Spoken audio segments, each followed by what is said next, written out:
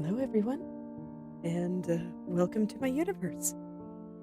So, I called today screen transitions to run away from nightmare pipes, because if we can go to the next room, maybe we can get away from them, but truthfully, I don't think I'm going to be able to get away from them. And you know what? I'm okay with this, because I ended up kind of revisiting them again this week, and I think I might have something going. I wasn't quite able to finish my current implementation, so might do a little bit of that after I get all the stuff I did for screen transitions here. Because, that should be pretty straightforward, given I just followed a tutorial. Always, I can go through things pretty fast when somebody's already solved it, and I can just take the implementation. So, I'll go ahead and do that first, because, that'll be nice. So the first thing we're gonna do here, we're gonna go back to my 2D scenes, and I am going to delete the player. Fare thee well, player, because I don't need him there anymore. Now we're gonna do things a little bit differently, and I'm going back to my player object because I realized I never actually properly added it to the player group. I only added the instance that was in the main scene to it, and we need this. This is important. So, but yeah, we're not gonna have a player sitting in there anymore. Now, before I go and, make it so we can spawn the player again, the first thing I want to do, it's actually really important. I realize that my testing room 2 doesn't have everything that testing room no numbers has. So I need to get these two kind of mirroring each other, because otherwise there will be issues. The sources need to be in the source group, and this color rect is supposed to be part of the static body 2D here. Come on, get out of there. No, you're not supposed to be nested. Stop. There. I just wanted the color rect on top, okay? I want it to be the same. And then we need this. Because if I don't have that, then the game will crash, and that would be unfortunate. All of my levels are gonna need to have this and this in order to make things not explode. Very important. So I'm just double checking to make sure that I got everything there. Yeah, I don't have a level bounds on this one yet, so I'm gonna have to put that there. I'll use the same things, but that I do on my my dev version. So I'll get into there, but for now, let's get buildings in here. So now, this is enabled. Alright, so far so good. Okay. So let's get the level bounds in there. And then we can move on to other things. Where did I put the level bounds anyway? Why are you at the bottom and the other one's at the top? Oh, because I moved it to the bottom. Or did I? Level transition? Okay, yes I did. Alright, I'll do that up here too. We'll move the level bounds to the bottom. I'm not sure if that's actually important. You know what? I'm gonna do that a little bit later. At some point it'll be there, but I just kind of want to keep things the same between my two copies here. Alright. And then the other stuff is stuff that I haven't made yet, so let's go make some of those things. First thing, we're gonna make the level transition. So that's going to be a new scene.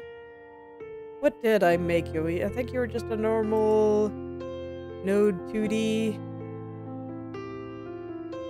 level transition. Yeah, I guess it doesn't matter, since you're gonna become your own thing anyway. So that seems fine. And, as always, I'm gonna try to use the same name, so I'm gonna be popping back and forth a little bit. Just, make sure that I'm doing everything right. It's always really nice when I'm just working in code and not the scenes, because then I don't have to worry about, putting everything in the same order and making sure I don't break anything.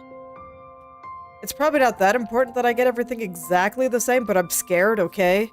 So, I try. Alright, let's get a collision box in here. And just for now, I've been kind of following Tutorial Man, and he did particular sizes and whatnot, so I'm just gonna do the same thing. Okay, I just have to remember where the button was. And he did his entire game in 32 by 32-bit increments like this. Oh, you know, speaking of which, I should go link to the guy whose tutorials I've been following, because that seems polite.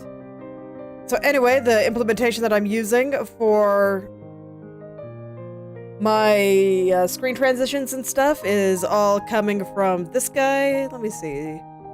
I know that there's a way that I can send messages to both at once. This way I don't spam my chat. Let me look. See if I can remember how to do it. Someday I will remember how to do these things. This one? Okay, and then... well, this send it to you guys. Hell yeah. Okay, and it still sends it still gets 2 messages, but such is life. Anyway. So, that is the guy whose tutorials I've been following. He has some nice ones, and I enjoy them. So, if you are looking for Metroidvania Godot tutorials, go check his stuff out. Anyway, let's continue developing this.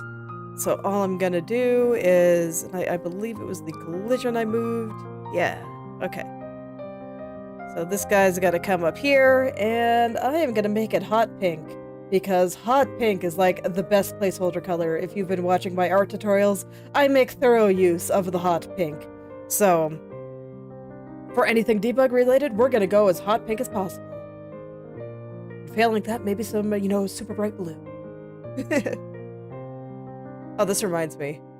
Oh, okay, well, I'll finish this first, because there's not that much left to do. So let's go ahead and attach the script.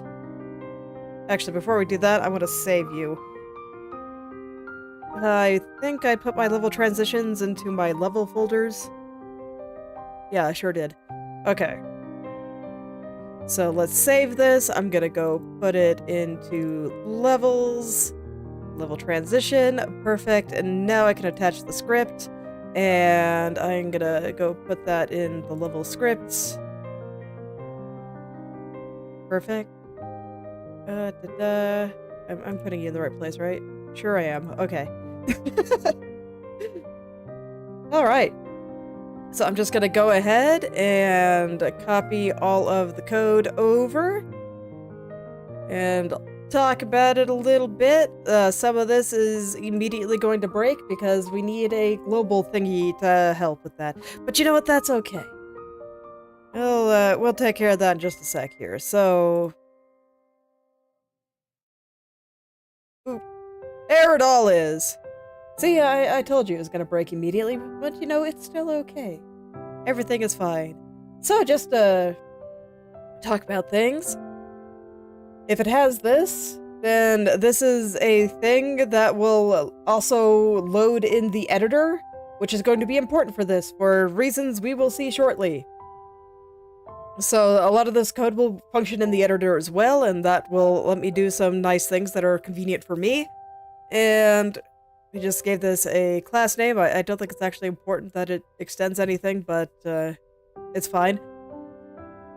So, what we're trying to do here is basically make it so that we can't, when you go off into the edge of a screen, you'll transition to the scene that's connected to it. Which we're calling levels here, apparently. That's fine. That's a perfectly fine name for each individual room. And, there's not much going here yet, but this will... yeah, it's basically just making it so you can go between rooms. Which, right now, I'm only gonna put one here when it's ready. But I'll go ahead and talk about the code a little bit more. So, since that this is a transition between rooms, it can exist on the left, right, top, or bottom. So, that will be where I end up plopping everything. It can't really exist anywhere else, so there you go.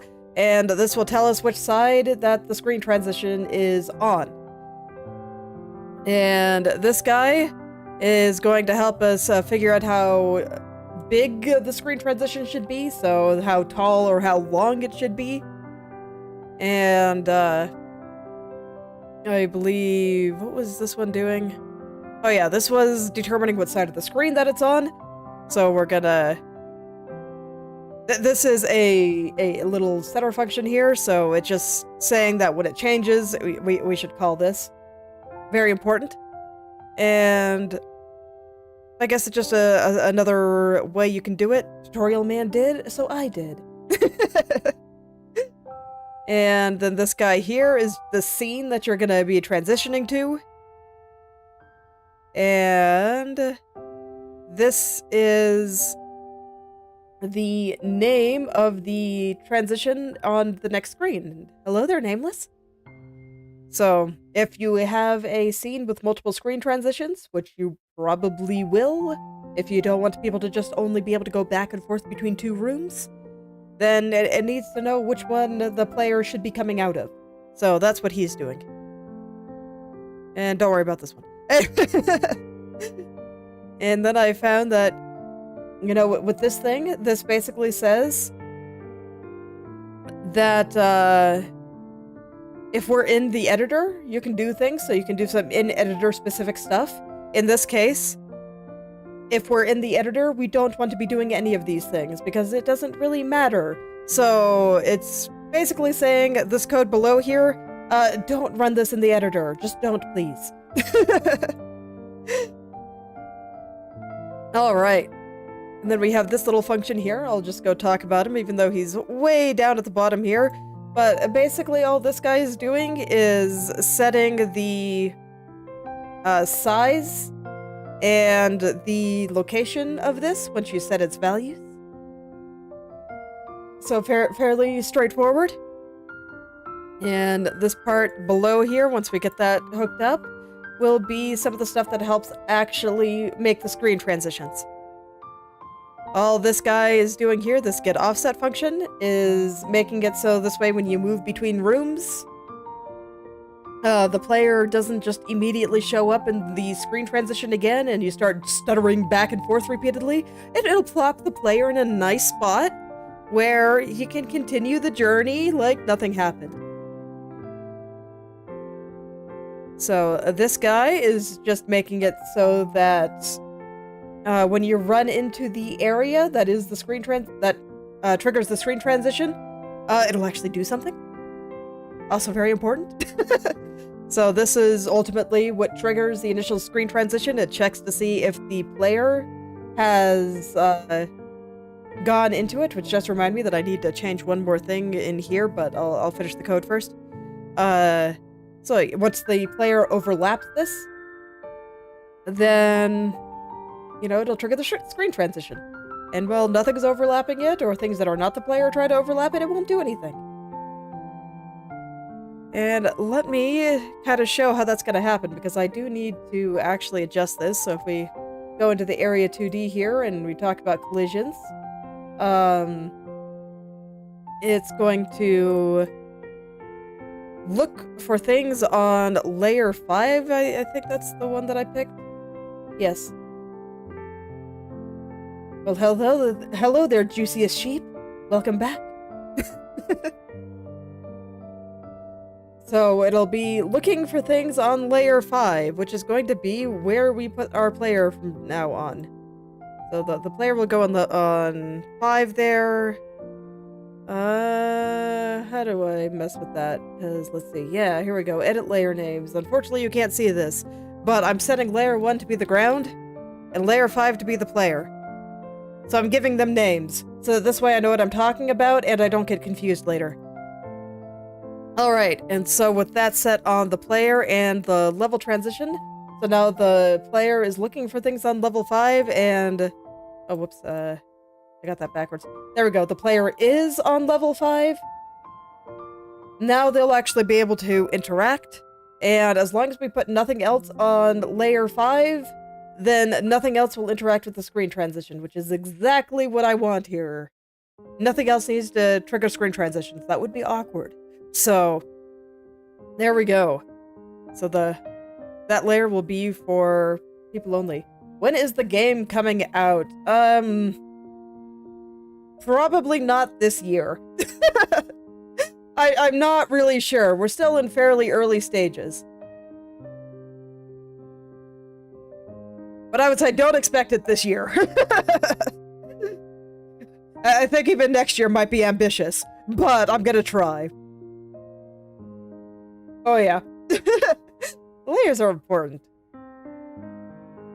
Okay.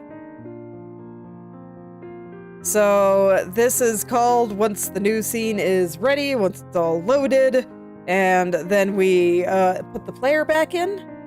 And oh yeah, I think I mentioned in like the first stream or something that I was expecting that I'd have to, you know, just annihilate the old player and spawn a new one. Turns out you don't actually we don't actually have to do that, and the tutorial that I watched doesn't. So I guess I'm not just repeatedly murdering the player again. We're actually moving him the same one to the next scene. So, always fascinating. I'm surprised. You know, our player gets to live. It's fantastic. But yes, this is how we move it into the new scene, and then we plop him here. And this line here will make it so this way, you know, if you're jumping on a vertical transition, then you stay in the air when you're going into the new room, and if you're further to the left or right on one going up and down, then you'll be on the left and right instead of the same spot every time. So it'll kind of keep where your position was before and feel more natural. So this is just some stuff to make sure you don't spaz out and repeatedly enter screen transitions over and over again. So we stop the monitoring when you first enter the room, and then we can start it again later. and it'll be fine. So this is just to prevent spazzing or skipping rooms that have overlapping transitions and that kind of thing. Or transitions in like the same spot, I guess I should say. They don't actually overlap. And then yeah, we talked about that one. So let's go ahead and get the scene manager here ready, so that this way I no longer have to be looking at this error. It's been bothering me. So let's do that, and let's see, where did I put my scene manager? It's in levels, right? Oh no, it's in global, that's right. Okay. Let me find it here. So let's see, that's right, it's in global, so I'll go into global, we'll add... I make it a scene, don't I? I sure do, okay. So let's add a new scene here. And I think I made it a canvas layer. Let me double check that. Oh no, it's not it's a canvas layer, not a thing. Will do! Trust me, working on this has been an absolute joy. It'll be coming, and I think I've been making pretty good progress every week. But regardless, thanks for stopping by. I hope you sleep well.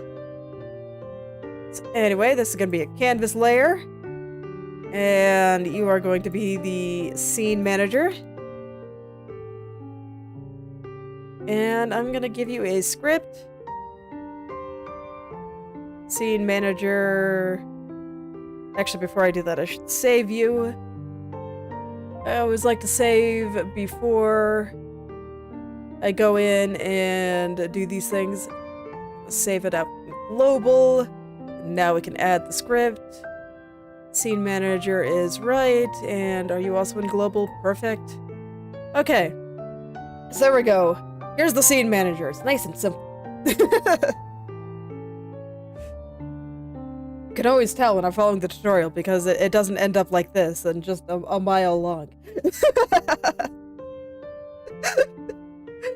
So, up here we have a few signals that this thing needs to be able to send out. and just, when the load starts, when it's ready, when the new scene is ready, and once everything is done. So when we get started here, yeah. when everything is ready, we know that things have loaded. And so we can emit that one. And otherwise, this basically just acts as a bridge to make it so this way we can call things between the two rooms and make things not explode. So that's great. That's basically all it does. It just acts as a bridge. But it's special, so I need to go put it into my globals here. So this will be...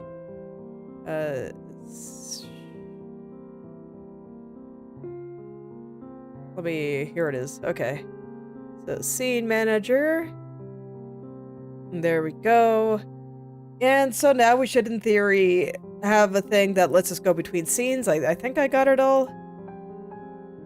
Let me see, did I add anything else? So yeah, we got the level transition. Okay, there's a little bit of stuff with rebuilding the factory that I did. But otherwise, yeah, we're ready for the next thing, because at the very beginning, the very first thing that I did was I removed the player from the testing room. It's gone now. So let's go put it back and actually get this working the way that I want it to. So the way I handled that was with a scene that was just a player spawn.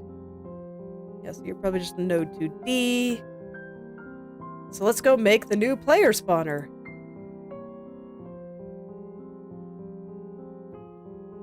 All it is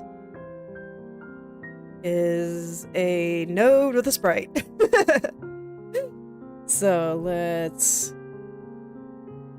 get the placeholder in there.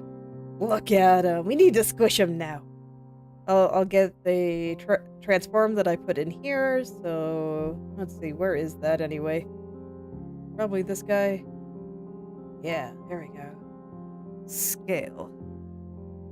Let me see, I don't move you, right? Oh no, I do move you a little bit. Okay. But first, let's transform this sprite. Get him to be nice and squished. Okay, and it's the whole thing that got moved up, right? Yeah. Yes, yes. No. Maybe not. Okay, no, it looks like I only moved the sprite. Okay. Oops. So I'm just kind of aligning it with the bottom there like I did for the player. I'm going to keep its little feet at the bottom. And that'll do it. So now we just... Oh, right. One more thing. This is more debug stuff. So we got to do something important. And, where is that? We need to make it hot pink, basically. So that's important. But I have to remember where that is. Ordering? Oh, okay. I guess I changed that too to make sure it would be on top. I'll do the same thing here. I could just give it an ordering of 200 so that this way it'll show up where I want it. But otherwise I have to remember where self-modulate is.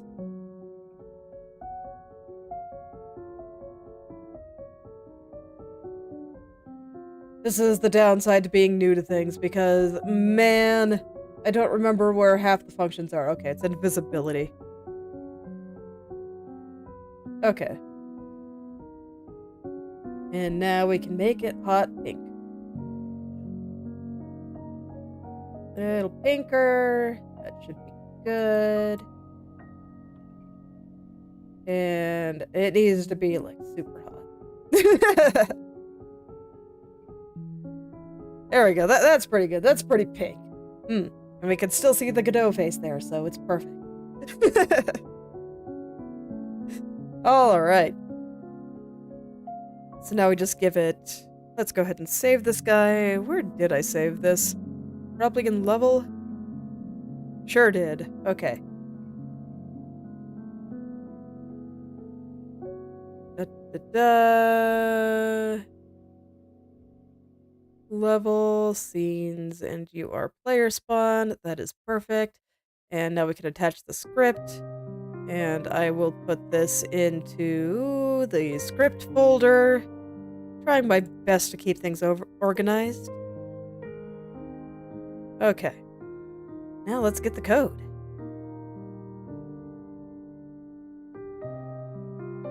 It's super easy. Super, super easy. There we go. That's it. So basically all that happens is if there's no player, we make a player. And this will make it very easy for future testing in that I can now put this in any room, whichever room I want to test, and it'll just show up and it'll be beautiful. So let's add that, and we want a player spawn. And then I can go into here. It's not showing the picture. Did I do something wrong? Okay, well, that's right, because I don't want the script, I want the scene. Where are you? Player spawn, there we go. We can just plop him here, where I want him to show up for now, and I'll do the same in Testing Room 2, so that this way we can play in Testing Room 2 occasionally. I'll just plop him right there, and now, in theory, if I run this, we should get a player. Not yet. I thought I fixed that. I probably did. It's probably just a script somewhere that I need to mess with. I already got you a camera, right? Yes. Okay. Well, that's alright. I am probably still missing a little bit of code somewhere. Let me see if I can find it. Because I thought that would do it, but perhaps not.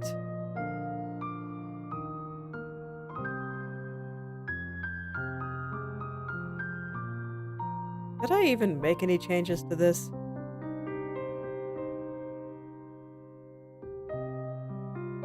Oh yeah, that's right, I did do that. Anyway,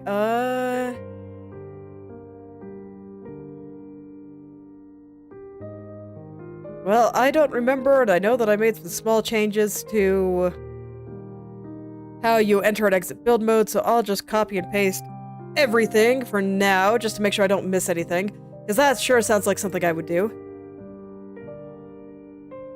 So there we go, this is now a perfect copy of my dev version, and just for the time being, since I was testing room transitions, I made them really, really fast at all times. This will not be staying forever. But it will make him fast for now, and that is very convenient for me. So let's see. Am I missing others? Oh yeah, that's right. I also remember. Scene manager, run. Okay, no, we're good.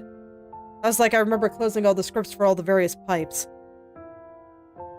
Testing room 2, level transition. Scene, manager, player spawn. Okay, then I had a normal pipe open for something. Okay. Did I do any other global shenanigans? I don't think I did. Nope, we're good. I remembered to add him to the group. So what was the error I got? Left limit.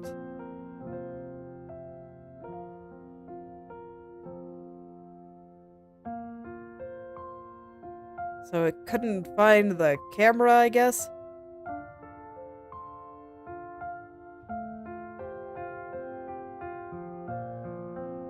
Okay, well let me go ahead and... Oh yeah, I don't have a level transition in here yet. That seems important.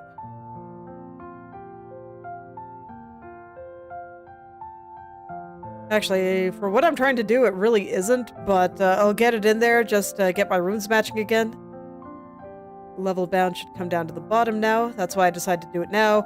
And there we go. Now my rooms are matching. Is it still broke? Sure is.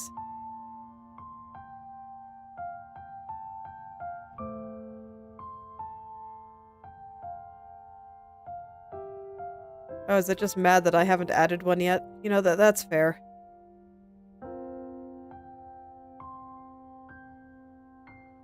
Let's see. So sure, let's go ahead and add the level transition. It'll be plopped right there. And I want him to be a bit bigger. Oh wait, level transition 2. Oh, is that not how I... Okay. Okay. So I add the level transition like this. Like, I have to remember which of these are just child nodes and which of these are actual things that I built. I don't always do that. This is the downside to having the safe dev version where I can kind of mess around with things a bit. Did I not have the export variables? I thought I did. Because, you know, I get everything working and then it's like, oh, it's not working. What did I do? Send help. Because it's not showing, maybe I need to reload the project. Sure. Give me just a moment. I'm gonna reload that. Reload current project. So it'll come back in just a sec. It'll be great. See? And now it's back. I need to swap these because I will be so confused if I have my dev version on the left there, but there we go. Okay. Now my properties are showing up. So we'll send it on up. I'll just send it to the top of the screen for now. You can see it's nice and easy to adjust. It is on the right. And then the scene that we're going to go to is going to be testing 2. Testing room 2. Perfect. And I'll go ahead and put this onto testing room 2 now. So this one will plop right here. I want him on the floor. And it will be on the left. Oops.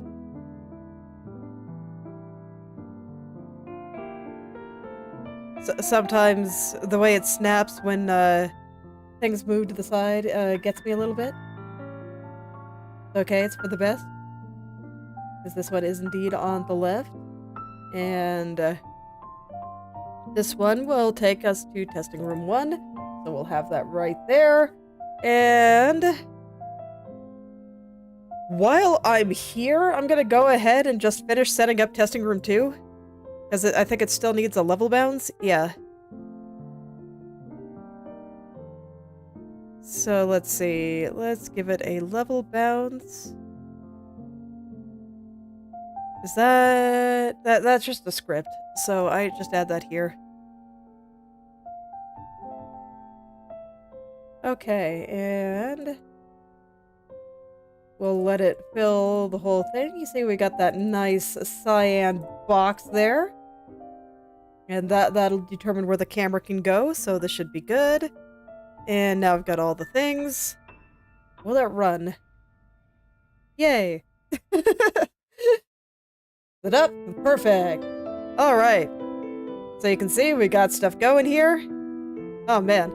Camera's spazzing a little bit, but that's okay. So you can see that the camera's working.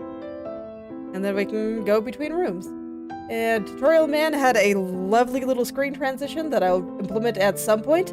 I did not implement it yet because it made the game less scuffed. So, I'll be doing that later. But there we go. We can now move between rooms. And you can see that we also do it with no actual player showing up in here. There's no player in my scene tree, so we are creating it dynamically here, so that is wonderful. That will, you know, make it possible to move between rooms. But the next thing we gotta do, as you can see, we're flopping some pipes in there, and when I go to the next room, they are gone when I come back, and that is no good. So, we are away from Tutorial Man territory, and back to my own implementation. So, figuring this out was kind of interesting. It was actually really, really easy. I was scared of it for no reason, and I feel like this happens all the time.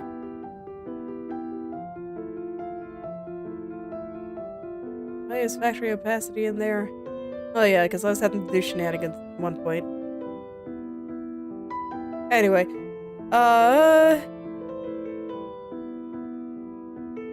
yeah, so not a lot of this one actually changed. I was just checking to see which things were actually different. So we'll head over to the global script, and no, it looks like this for now. I think I'm gonna make my window just a touch smaller there. Okay.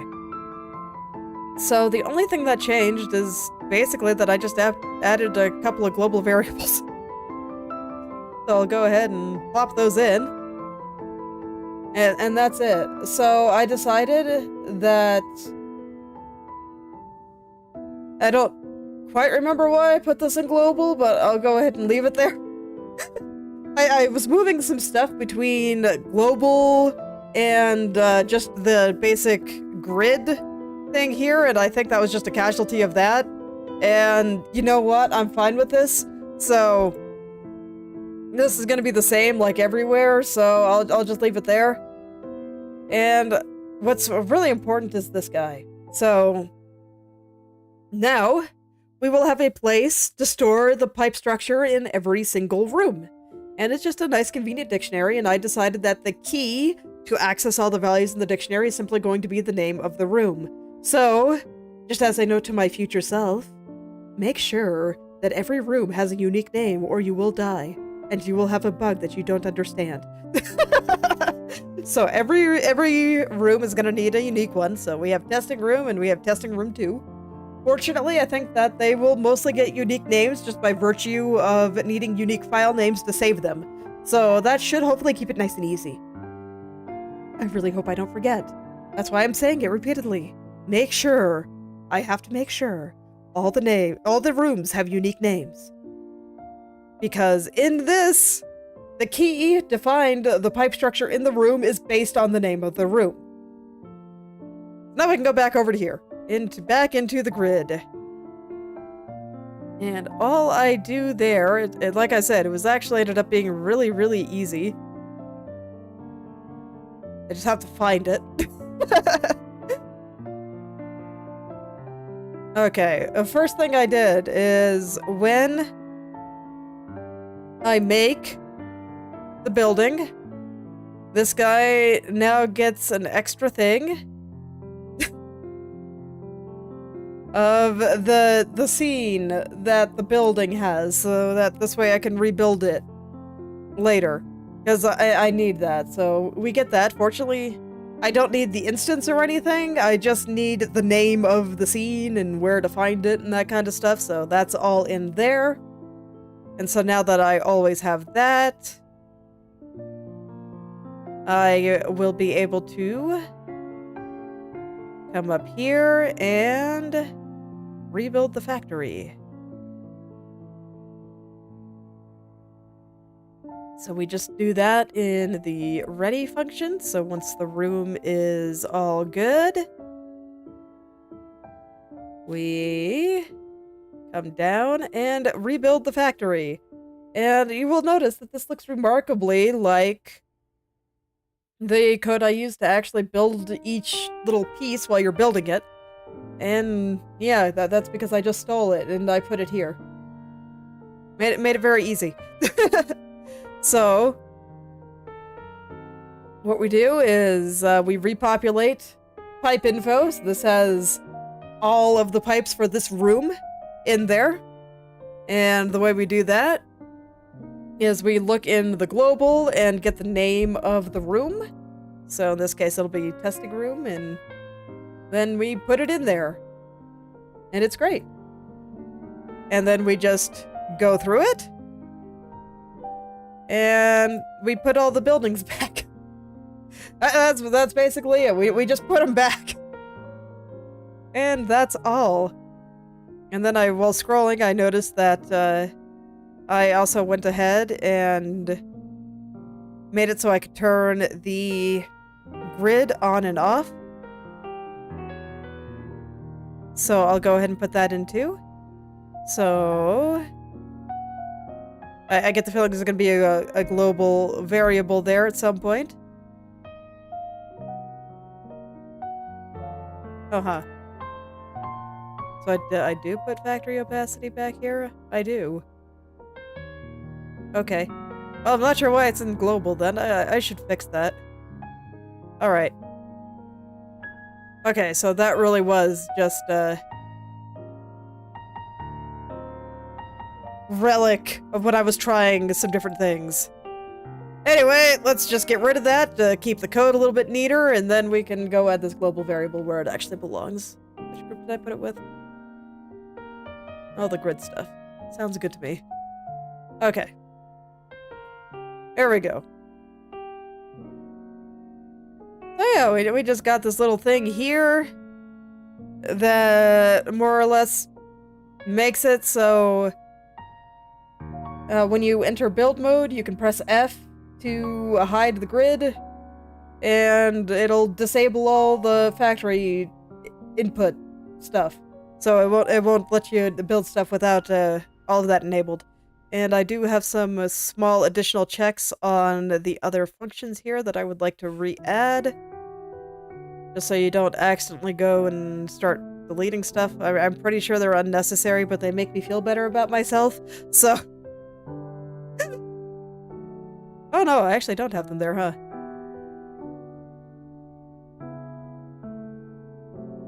Okay, well, past me didn't feel like you had to have them there, so I'll trust her. So we'll just go with that. Just disabling the input is enough. I think that was everything. Let me double check here. Make sure I already have underground pipes here, right? Merge, split, underground. I sure do. Okay.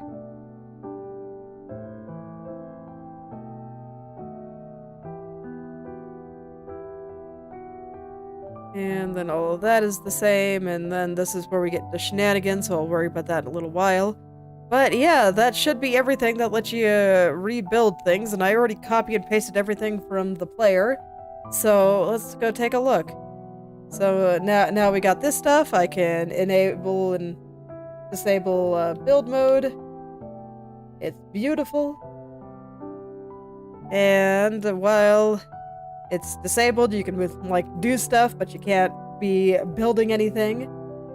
And I guess perhaps the other moment of truth, if I come over here and I don't know, we built some stuff there. Okay, I don't have that fixed yet. I thought I copied everything. Oh shoot. Well, I'll figure that out momentarily, because I did have it working. Let's see, what did I do wrong here? Oh yeah, that's right, because I don't add the stuff when the pipes are being built. I don't add it to the global pipe array yet. So I should do that. Let me find it. It's just a single line at the bottom here. I just have to find it. There it is.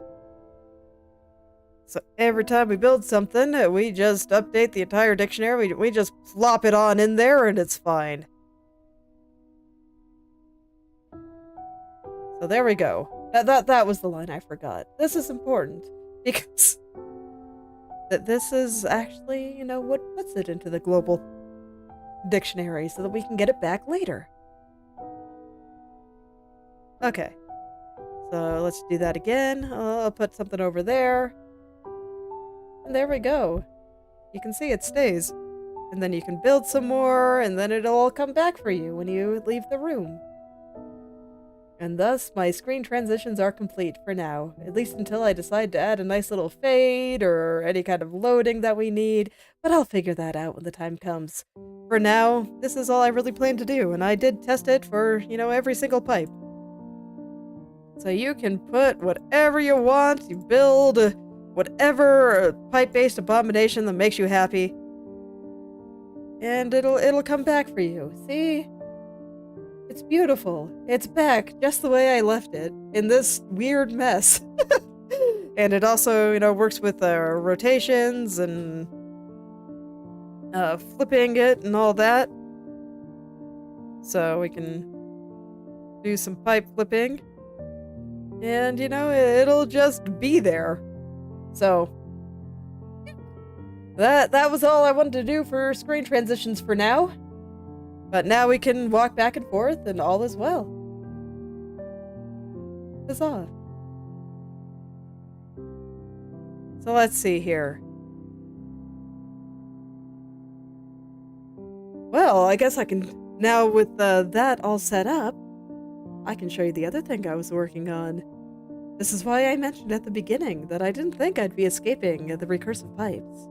Or in my pipe nightmares, because once I got that working, I was like, huh, I have a bunch of extra time. Let's go see if I can get recursion working.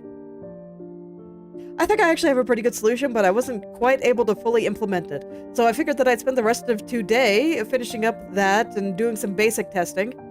Probably only some really basic stuff for now. I kind of want to have some nicer tools for building stuff so we can build pipe abominations without having a really bad time. Just have it much easier when it comes time to test this. But yeah, that was the gist of what I put together. I'm gonna go double check and make sure I didn't miss anything. But no, it looks like I got everything. Got the seed manager. Got the level bounds.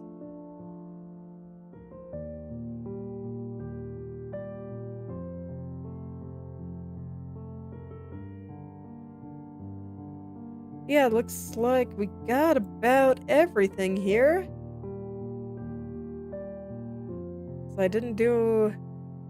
Yeah, I guess I can talk about the minor changes I made to the player real quick, just to be thorough, but all I really did with him was, just besides, you know, me making him perpetually fast, so that this way I didn't have to do shenanigans in order to test my screen transitions. The only thing that I really updated here was just making it so this way when you're going in and out of build mode, it hides that little circle around him. That's supposed to be the area that you can actually build in. I've just been ignoring it because it's annoying for testing. But yeah, that's really the only thing that was changed there, I believe. Looks like it. Okay. So, well, are you guys ready for some crazy pipe nonsense? So, unlike last time, I'm not super confident in the implementation. I mean, I think it's gonna be pretty good, but I'm not so confident that I want to delete everything that I've already done. So I'm not gonna. I'm just gonna go grab it all, and I'm gonna comment it. That's these three functions right here. So we're gonna just take all this and comment it. Just so that this way, if I decide I want to revert back to what I was doing here, I can, and it won't be lost forever. But I do think that my current implementation is much better so far. I have faith, but it's not blind. And it's not quite strong enough to make me give up everything I did before. So, let me just grab the code here.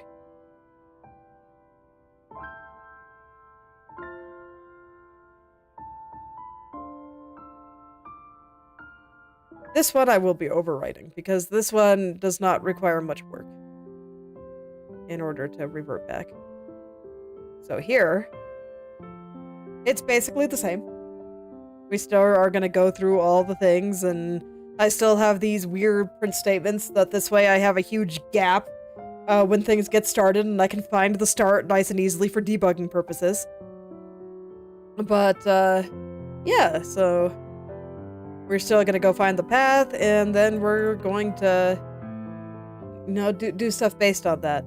The big difference between this and the old one is that the path I was making was an array, and now it's a dictionary.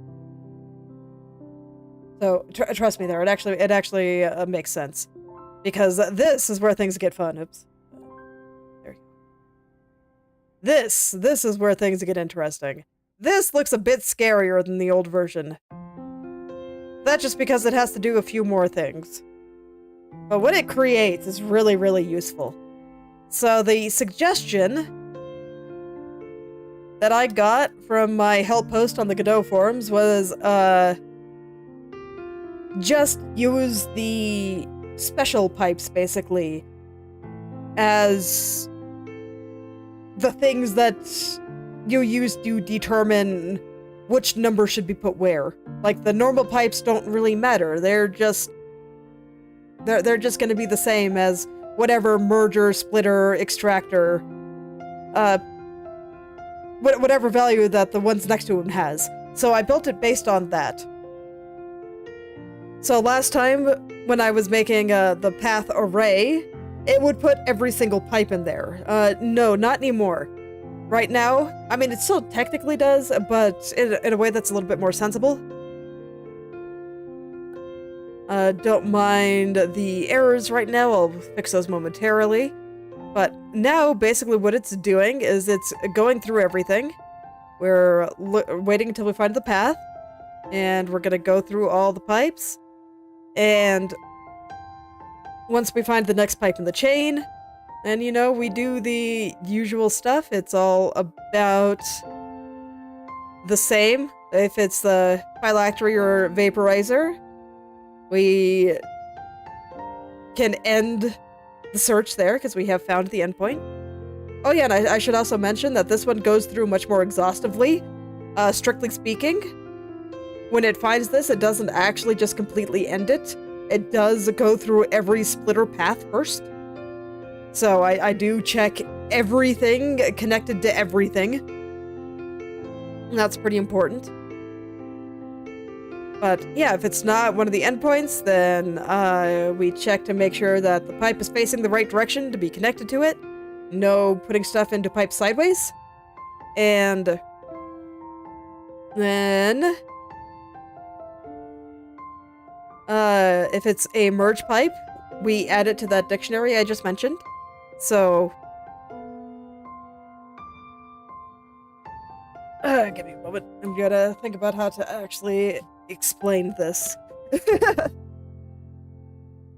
Because what I do is, rather than update the pipe we're looking at, I'm actually updating the previous pipe we saw. I actually don't do anything with the current one that we're looking at here.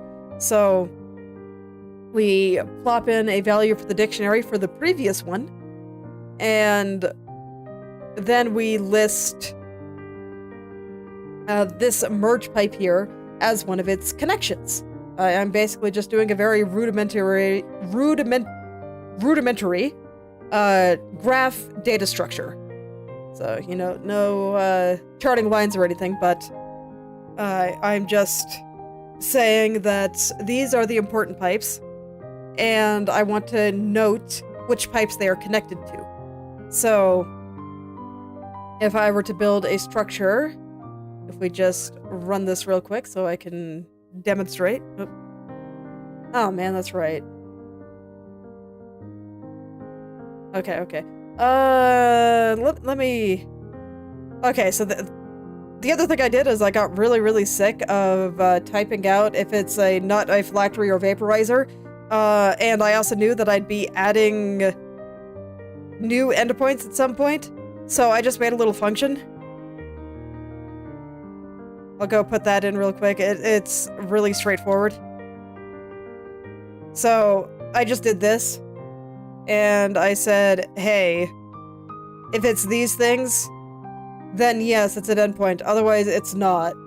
And I just did that there. So now this function can grow with whatever names I want to add to it too, for like buffers or anything else. You know, the pipes that'll transition between rooms, anything else.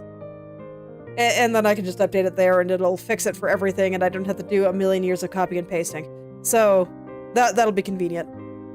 Anyway, I should be able to run it now. Okay, cool. So now I can kind of demonstrate what I was talking about once the game comes up. There it goes.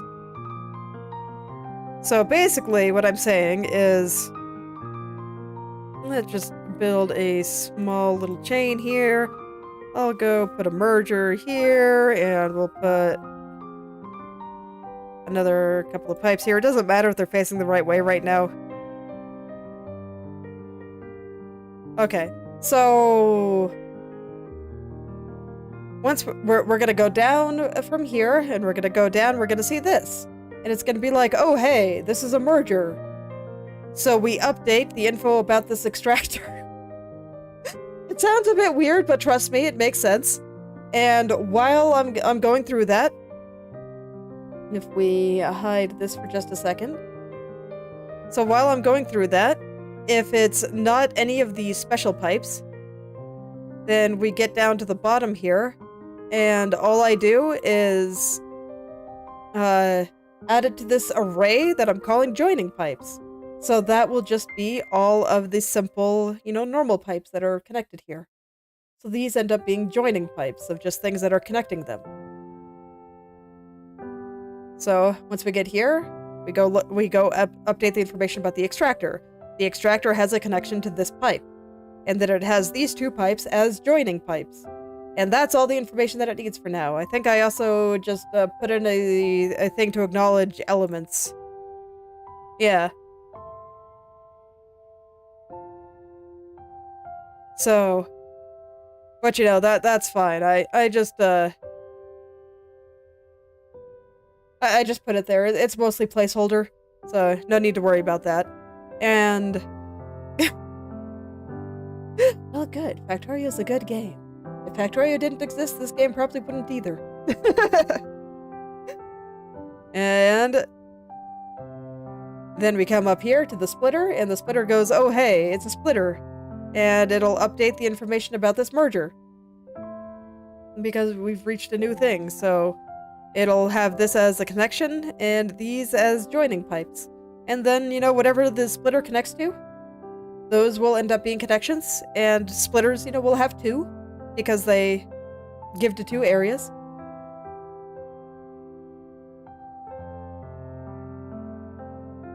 And that...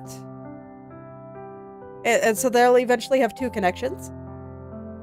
So if we go and look at the splitter code, I had to do something a little bit different for that one specifically. And that's just, this is the merger, where basically all I do is I check to see, hey, do we have one on this special thing for splitters there? And if it does, then we just call this function again, and we put them together. And so this will exhaustively search every path. And then once it's all done, if it manages to find an endpoint, so in this case the phylactery or the vaporizer, they'll get added to the dictionary, and then we go through and we try to find them. If we find it, then we know that we've reached an endpoint. If we've reached an endpoint, we return the path we found. Otherwise, we return nothing, because we don't care. If no endpoint is reached, nothing matters. It doesn't. Those pipes are just floating there, not doing anything important. And then there's just an extra condition here, where if a phylactery is found, I update its location, so that this way, up here, in this guy up here, we can check to see if we need to update the elements here and the player stats and all that. So, it's very convenient. Alright, so now I can talk about the part that I haven't quite finished yet. This is where we're gonna be potentially finally writing some new code. Yay! Okay.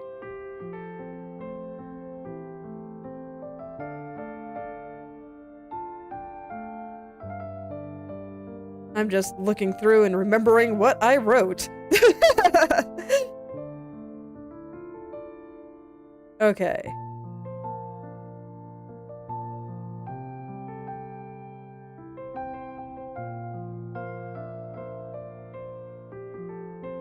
Alright, okay, I remember now. So I'll go ahead and leave all my commented code in there, because, like I said, it's still a little bit of a work in progress. I'll talk a little bit about it. We'll just plop it right here. Okay.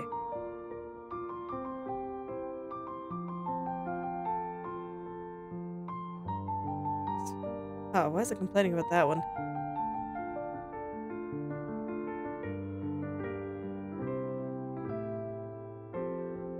That one I thought would be okay. Oh, I see. It's because it doesn't have this. Okay, never mind. All is well. So, my goal for when I created this version, I tested in my initial implementation many a pipe abomination, and one of the things that I found is that if you had two sets of recursive pipes going to the same area, like I said, we tested a lot of abominations. It was terrifying. But yes, I found that if you had two recursive pipes going to the same area, then calculating one before you calculated the other led to problems. And my initial implementation was just calculating one path fully to the end before going to the other one. I guess in programming terms, it'd be more of a depth-first approach to a breadth-first approach. And I wanted to go for more of a breadth-first approach. So I want to kind of calculate everything evenly.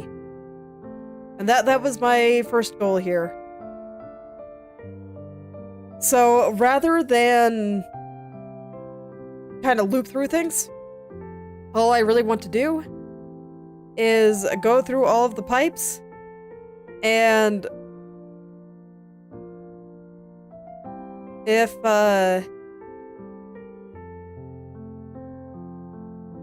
yeah, okay, so I go through and I just plop the initial elements on here. So this would be from the initial extractor. And we just plop them on. I might not want to do that with the initial extractor, but, I'm not going to worry about it. Like I said, it's still a little bit of a work in progress. And then I check for the special conditions. So, if we have a split pipe, we check to see if the splitter is balanced, as I'm calling it, which basically just means does both ends of the splitter reach an endpoint? Does it go somewhere, or does it just become a dead end? So that would be the difference between if I demonstrate on... Oh, right, I can't demonstrate on the game. Yes, I can. We don't have to calculate anything right now. So this is the difference between having a splitter that reaches... Oh, it didn't pull up the game again. I hate it when it does that. Let me see if I can fix it.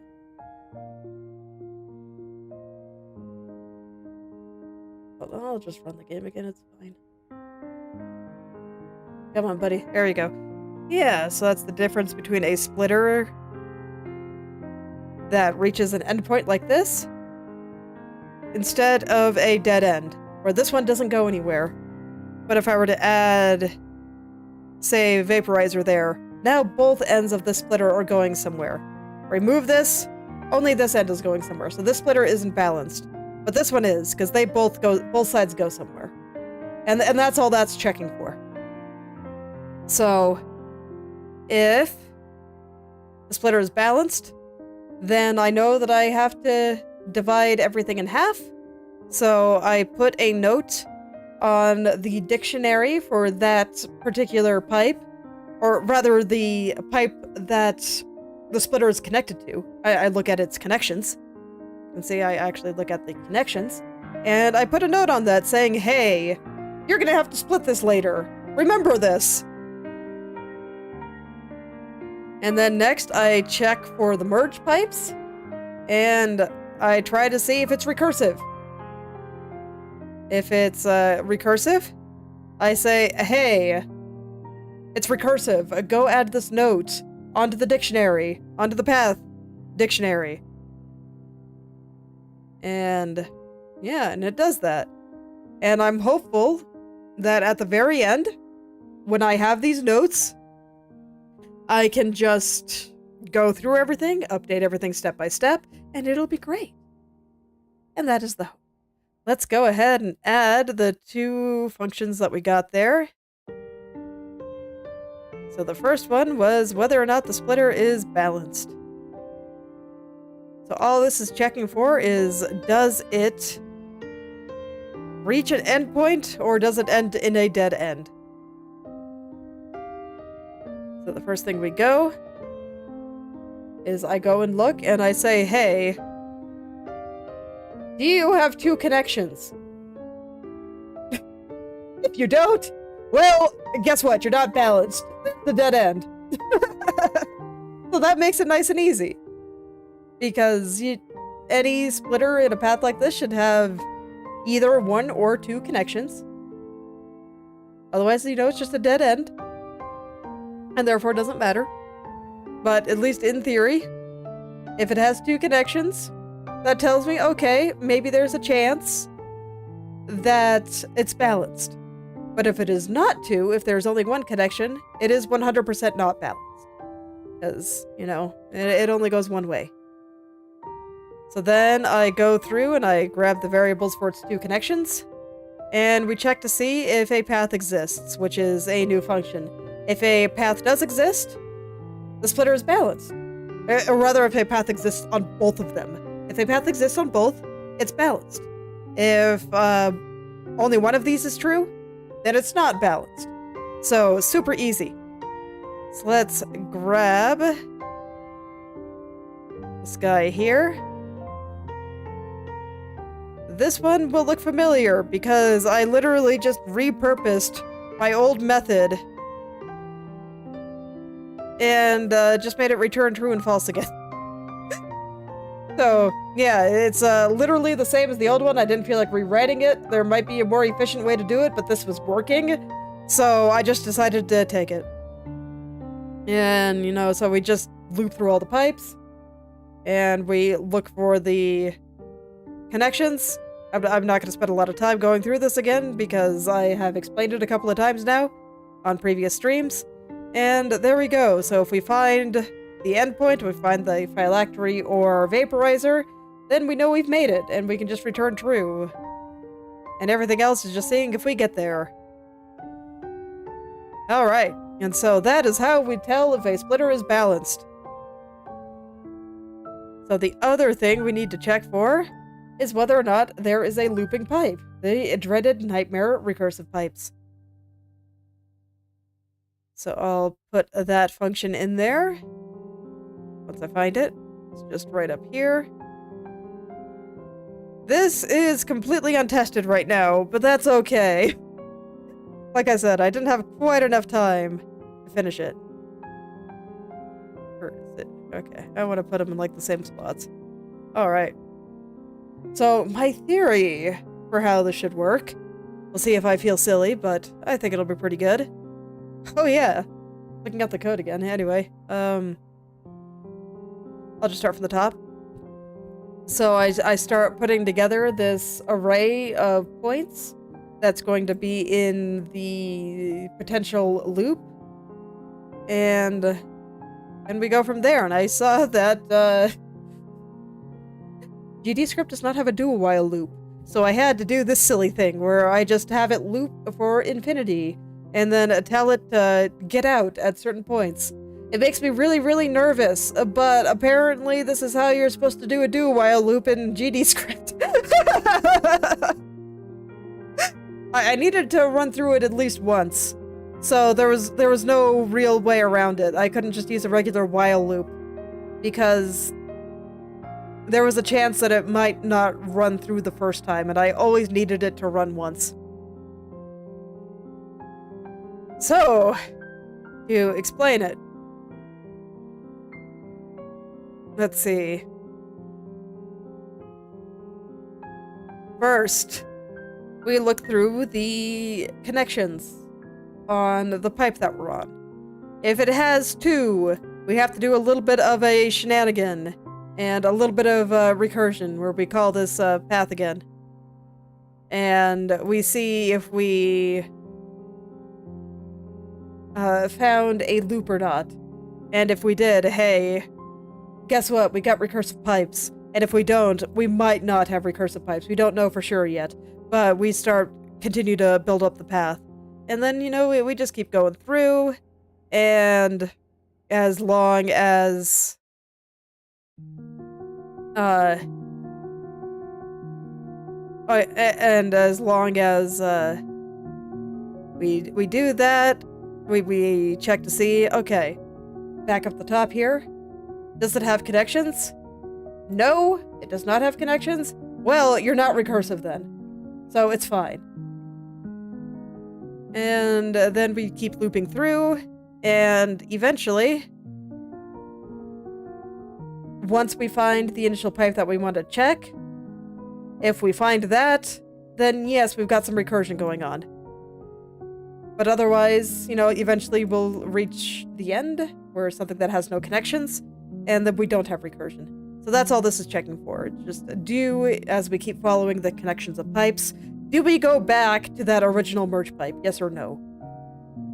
And that's all this function is trying to figure out. So, there we go. So we come up there, and, stretch. If we do happen to find some recursion, some looping pipes, we go through that list that I made in that function, and we add a note to all of the things there. So, you can see I had some commented code here. This is just for when I was trying things without the recursion to make sure I could get this to work the way I wanted, and it looked pretty good. It's not fully tested or anything, but it's a start, so I figure that we can just kind of start from here. I have to remember what I was doing yesterday. Yes, so let me remember what I was doing yesterday. I just wanted to check for all the things that needed special shenanigans. And I don't think anything else here needs special shenanigans. All I was doing here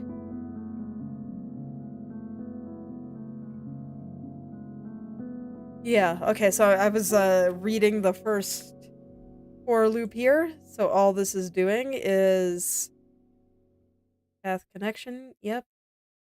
This is just putting in the initial pass at the elements where it's all just the same as the extractor. So the initial source that we're using has 200 water. So this is basically saying that every pipe in this path is going to have 200 water. And that's it. They're just putting it there, and then we'll be able to freely manipulate them as we need later. So this is just making sure that this is all getting started. And then it goes through if it's, like I was explaining before.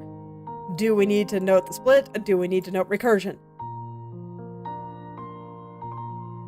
So, and the way that I wanted to do recursion here, I was thinking about this a lot, was that I put a new thing on this dictionary called looping.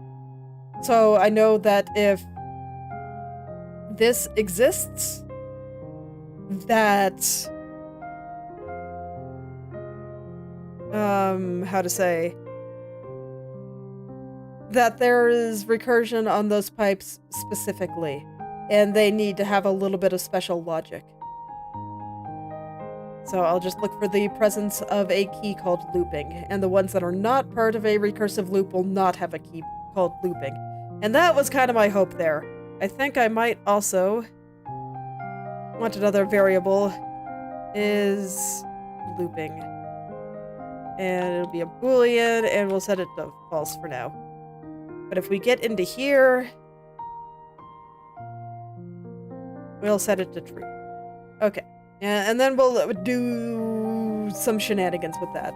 That'll be what I use to kind of let the looping pipes recurse a little bit to get the values of all the math correct, basically. And let me just double check to make sure that I don't have anything else I need to move over. But but I think I got it all. I did. Okay, so I'm gonna close my dev version. Alright.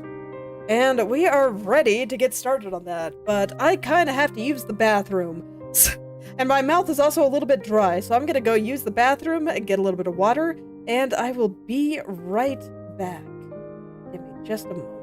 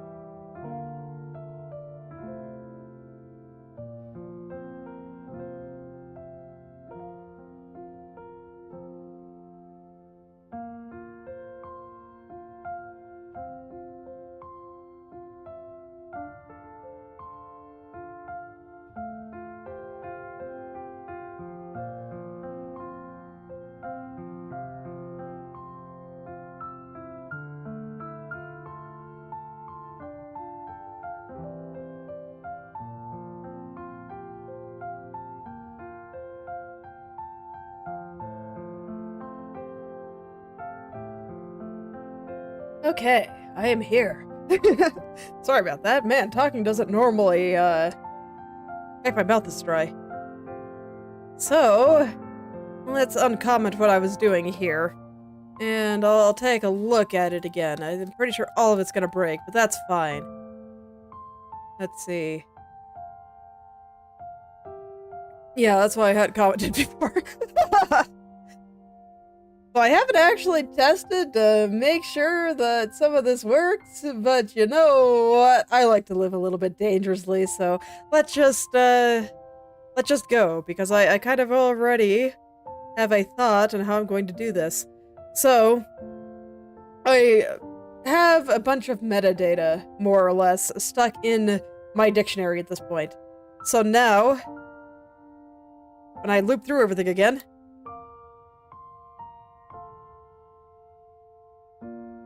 we got all this stuff. Look at all that stuff. And, so I know that if we have a splitter, we just need, or if we have a balanced splitter, I should say, we just need to divide everything by 2. So, you know, half of it goes one way, half of it goes the other. And that should be fine, because this was already put onto the correct pipes, so I don't even think I have to think about shenanigans.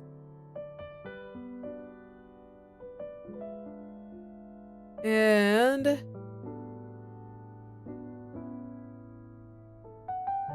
oh, why did I make this elif? Oh yeah, because it's special. Okay. Yeah, so we don't mess with the extractor. And I don't think I want to update this on pipe info yet. Pipe info is the big dictionary. I think I just want to update this on path. So we're gonna be looping through this a few times. It's fine. And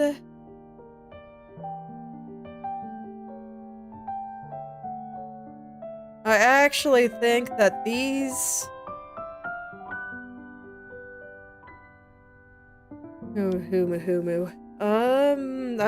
that's like I said, I kind of need to walk through how I actually want this to happen.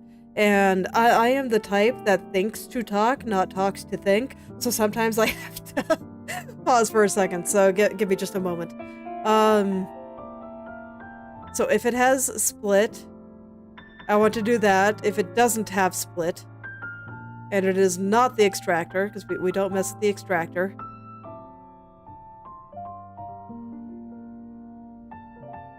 Then what I want it to be is the value that was on the previous item.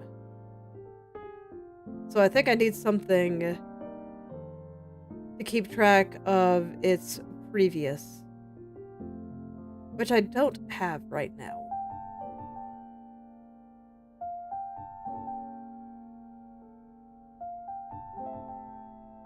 Yeah, I don't actually have anything that does that right now, do I?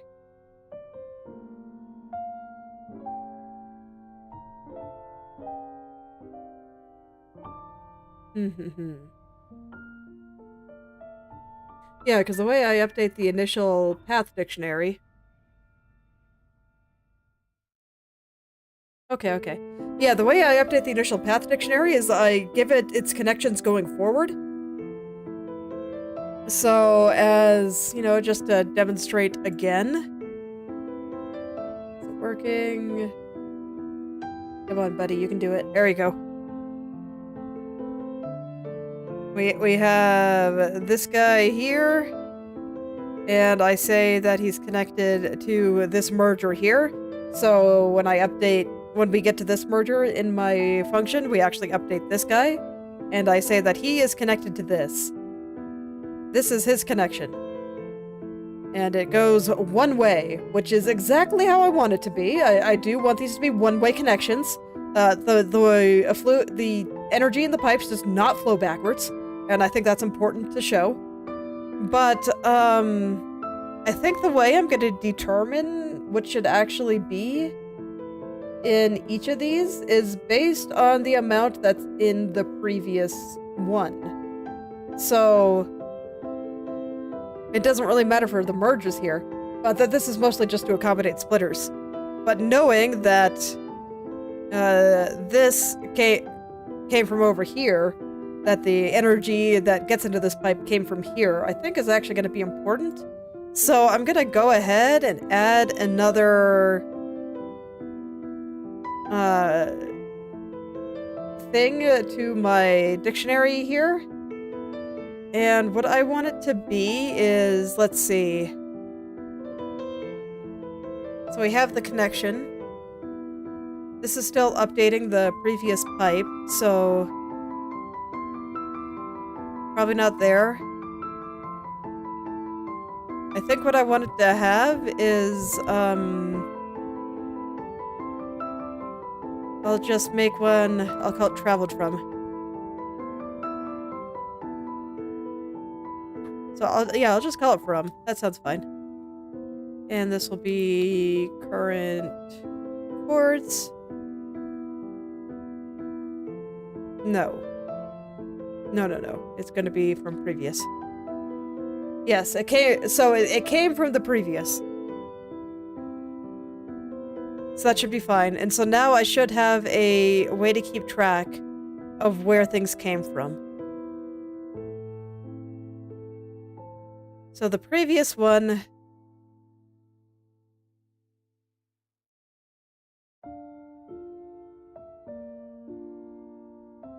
I don't believe I ever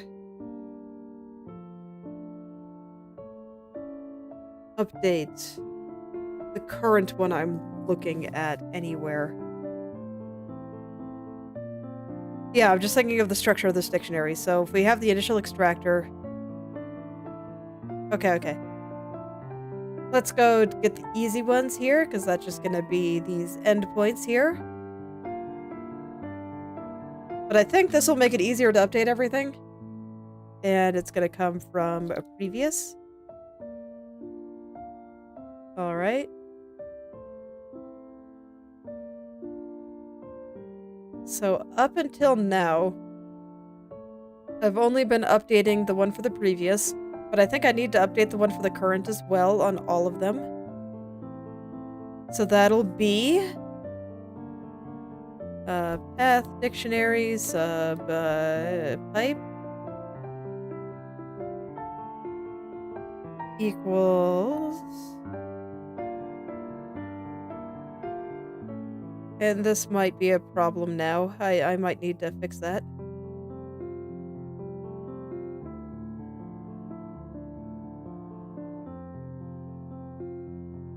Okay, so I fully expect this to break, but I'm just gonna write it like this right now. We're gonna say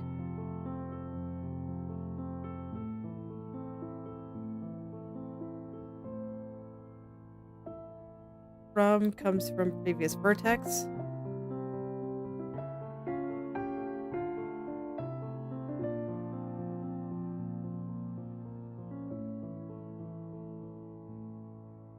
And what is previous vertex at the beginning anyway?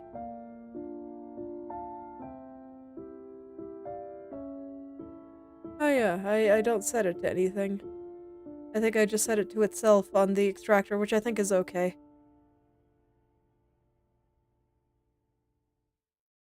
Alright, plop that there, and I think that is all of them. Just gotta double check to make sure I didn't miss any. So like I said, I fully expect this to break. But I'm gonna run it anyway, just to see if I'm right. Oh, it didn't break. Nice. I'm surprised. Let me see if it actually... Well, it probably won't calculate anything right now because I think I have that function broken, but... Alright, I'm just gonna take a look at my debug code here. And we shall see if things are working as I expect, but... Path has... connections here. No joining pipes, that is right.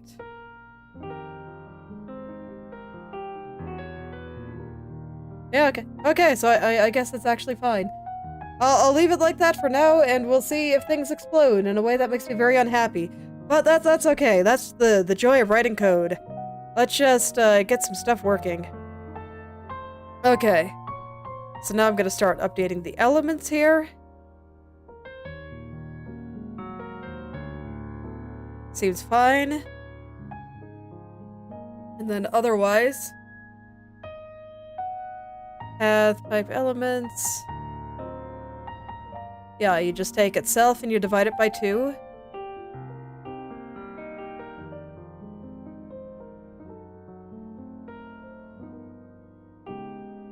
No, this should not be an elif, and it should come first. So I'll explain why in just a sec. Let me put it there. So, what this is going to do is I am going to find the previous. I'm gonna have to be careful because mergers are gonna be slightly shenanigan, but I'm just going to find the previous, and I'm going to put it in there, more or less. We're just gonna put it back into the dictionary here, and that'll be great.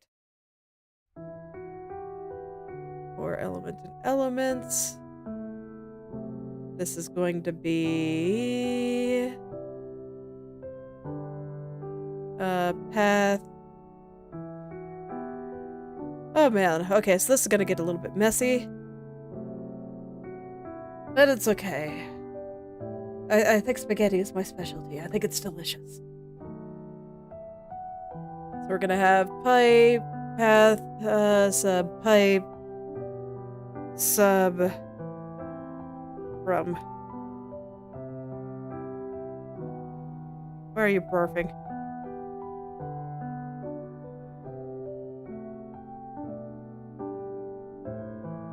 That should be fine.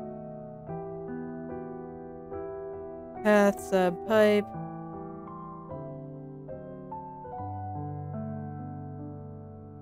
From is a vector too. What are you complaining about?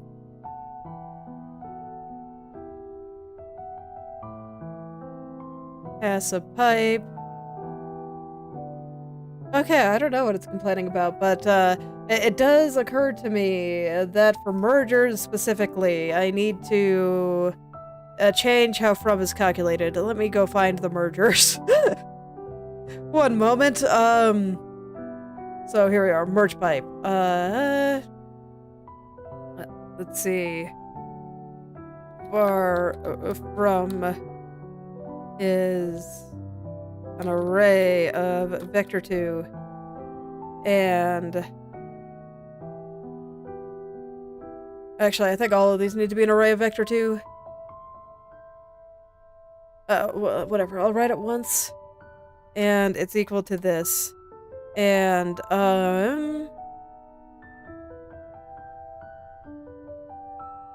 then I can say if, you know, basically what I want here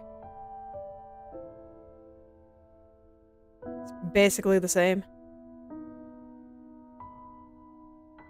So if pax dictionary.has pipe, you know, for whatever reason, if it already has it, then I need to say from equals dictionary sub pipe plus from. All right, path dictionary sub pipe from. There we go, plus from. And then you will be from. The rest don't have to worry about that. Mergers are the only thing that takes 2. But nonetheless, I do need to make sure that it's an array rather than a single value so that this way it doesn't barf when I do things later. So all I need to do for that is this.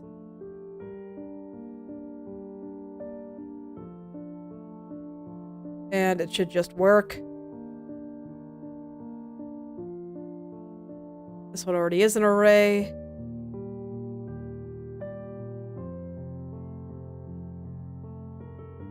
Just plop these guys on there. And all should be well. So now I can pretend to be a super special array. And now I can figure out what's wrong here. So let's see.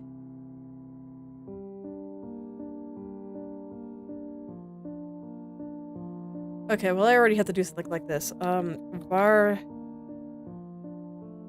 from, I'll just use the same one, is equal to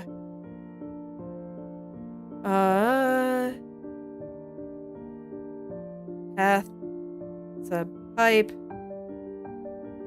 from if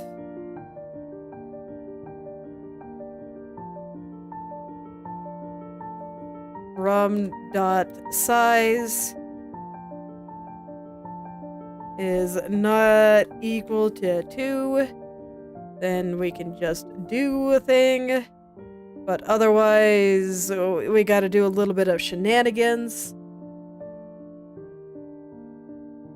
I'll worry about the non-shenanigan path right now.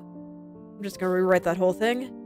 So we want to get the previous pipe, which will be the previous pipe that is connected to, I should say, because it won't necessarily be the previous one in the dictionary.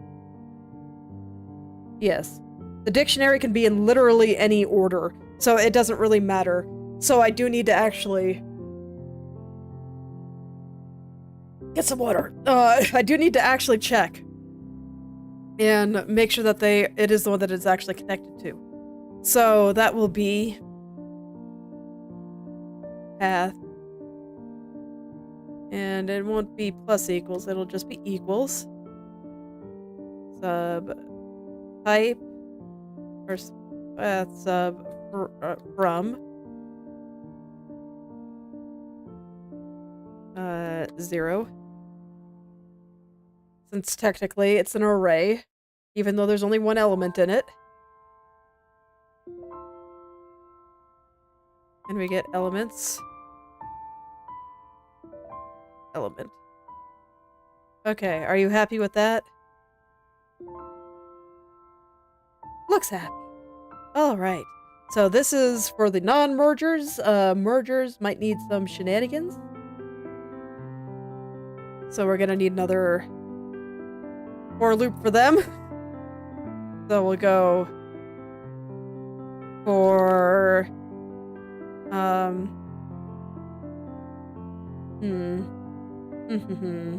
what should I call it? I'll just call it F. I don't feel like coming up with a name. And from, you know, F isn't from. It makes sense. So we'll do that. So this will get each of the connections. Then we say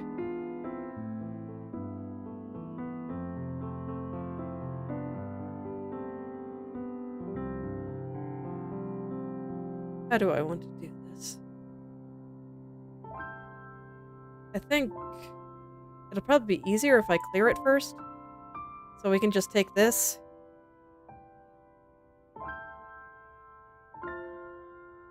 Good, and we just set it to 0. We're doing a little bit of looping here, but I think it's okay. Then we do that. We take this. Plus equals. And we find where else it's connected to. And this will also catch any merger that does not have 2 connections. So this should be safe. Or, you know, if it has a connection from a different extractor, this should also still be safe. Okay, and this will actually be from F. And I think that'll get it right, because this is what this is telling me, is that if we don't have 2 connections, we just go and we set it to whatever's in the previous one. And if there is, we take what's in the previous one and add them together, basically. So that should catch everything in theory. In theory. We'll see how it works when I actually test it a little bit. But I think that catches it, and this will just set everything to, like, their default values.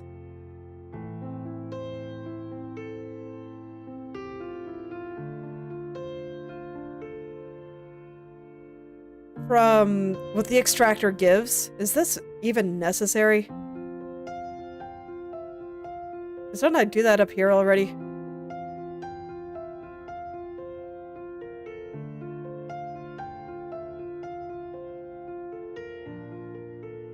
What was elements again? I'm pretty sure that's just the extractor value. So this might actually be completely unnecessary. I think the main thing was just that I was worried about the mergers, actually. So I might not need to do that to the other ones. Okay.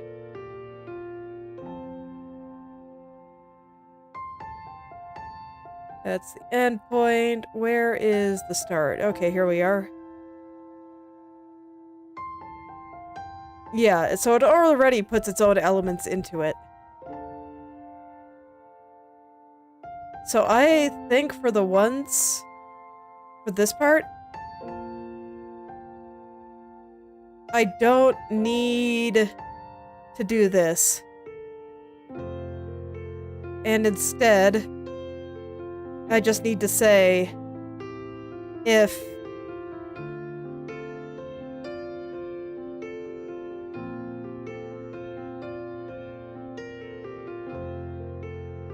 it is equal to 2. We do a little bit of shenanigans just to make sure it's okay. And even that...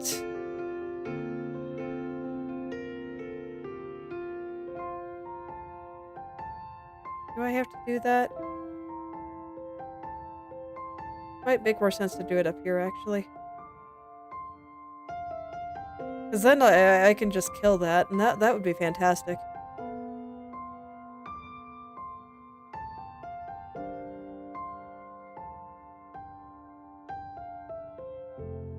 Yeah, I think I'll just do it up top. Well, no, but I won't necessarily know up there. I see, that's what I was trying to do. I understand now.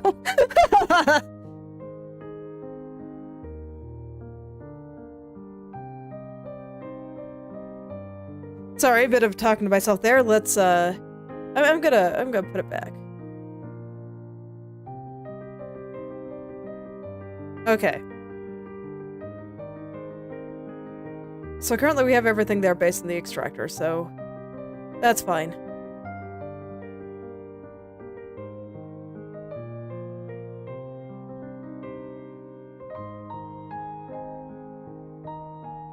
And what I want to do is just make sure that this is getting the previous, and that it has a correct value. And that does indeed mean that I want this to be... Okay, so no, I do have to do it like that. I got lost in my own logic because I was trying to, you know, make myself talk as usual. But no, I think this is actually correct because we do need to be setting things from the previous. Right now I just have everything set to be based, you know, from here, to be based on what was in the initial extractor. And now we're starting to get everything to be the correct number, which does mean I need to set it from the previous, even if there's no shenanigans. We do a little bit of shenanigans here to account for mergers, and then if it's a splitter and it's balanced, it has that little note that says to split it. We divide that number in half. And that should, when it gets to stuff further downstream, make it fine. In theory. I think it'll be okay. Because yeah, I don't think things can get into this unless it, yeah, I don't think things can get into this at all unless, I don't think I will ever add something to this dictionary that comes before its parent, before the thing that it was connected to. I know that dictionaries are kind of an arbitrary order, which is a little bit scary, but I think this is actually okay.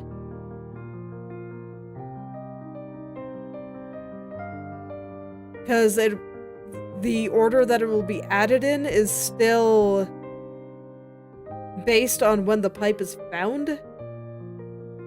I do kind of a depth first thing, but that still means that if you run into a splitter,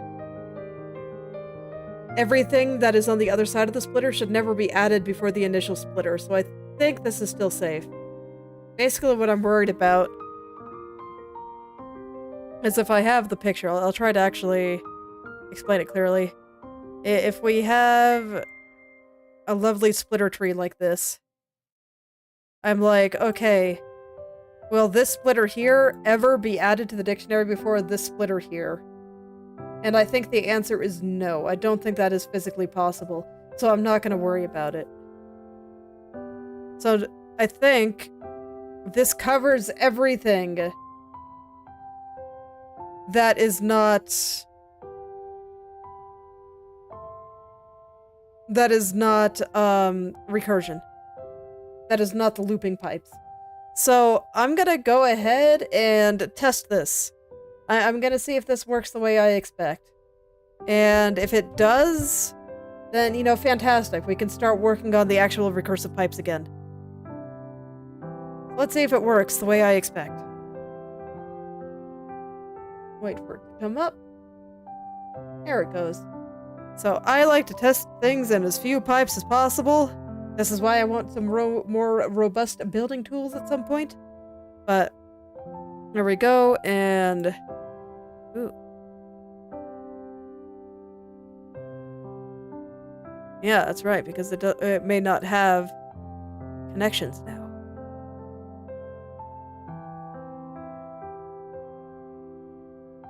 Okay, you say this is why I said I was afraid it was going to explode. I was correct. Sometimes I hate being correct. But that's okay. I think this is going to be easy enough to fix.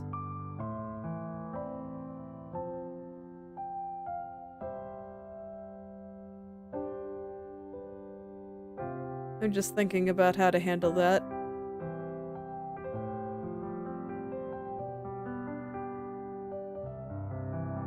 So since we're adding one for itself,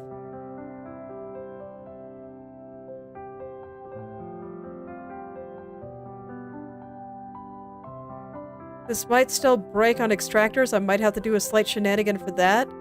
But I think I just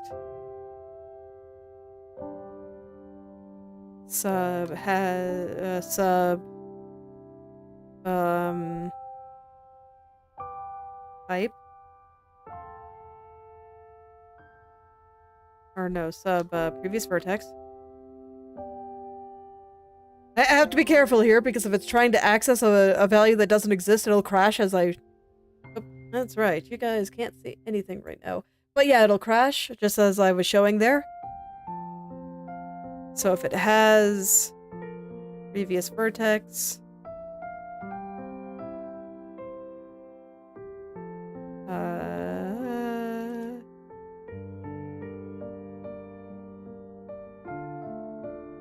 That has connections.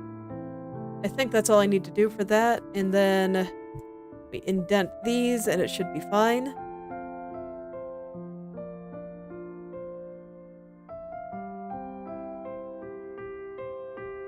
So I'll just have to paste this a few times, which is a little annoying.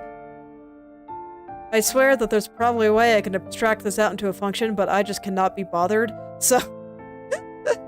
I'll suffer a little bit, but it's every time I need to change it, but you know, such is life. I wouldn't be trying to make anything interesting if I wasn't prepared for a little bit of suffering.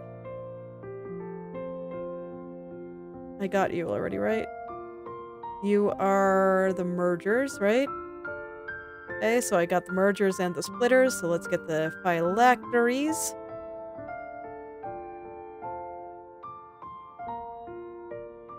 Okay, and then we get this guy up here.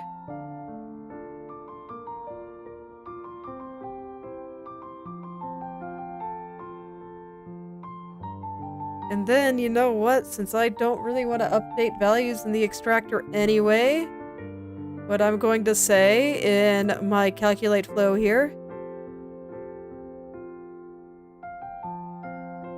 this is fine. But since I am using from religiously here, I kinda... Oh, I already kinda do that. So I already exclude the extractor. I'm gonna do it... No, this is fine. Okay, I was gonna say, I'm just gonna say if it doesn't have from, then don't do anything. Because I don't think extractors ever get a from. But if I'm already excluding them, then I think this will be fine. So, okay, let's test it again. Wait for it to come up. There we go. And we'll see if it explodes, or if I fixed it. Nope, it still explodes. Okay.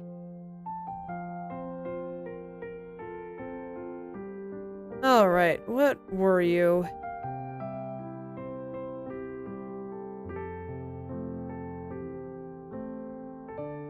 Okay, so I still have my path written here. You can kind of see it behind the cloud. Let's see. So that'll be the extractor. Elements. Here we are. Oh, did from not get written anywhere?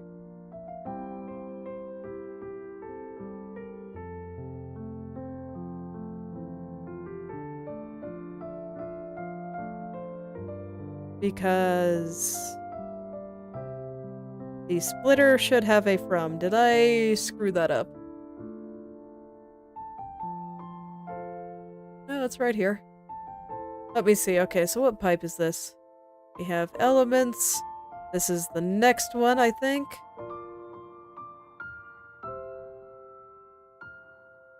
So that's the next value. That is indeed this one's connection. And so it is connected to 150, 400. which is that one. That is right. But you did not get a from, huh?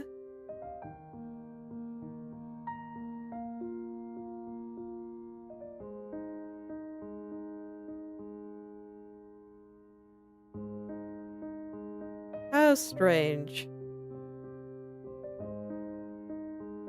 You should have. Why didn't you? This is on the splitter, so why did you not get a from? I see it right here. Path dictionary, subpipe.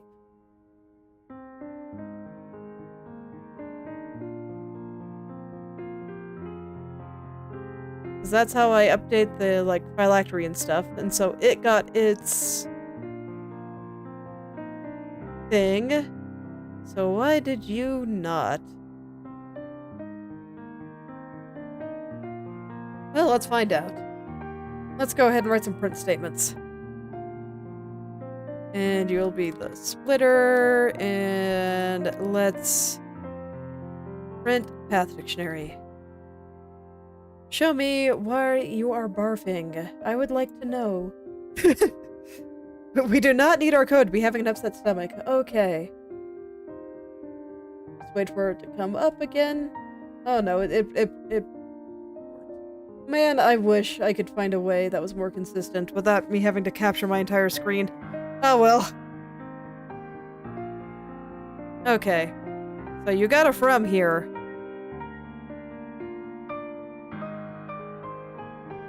Okay, that seems fine.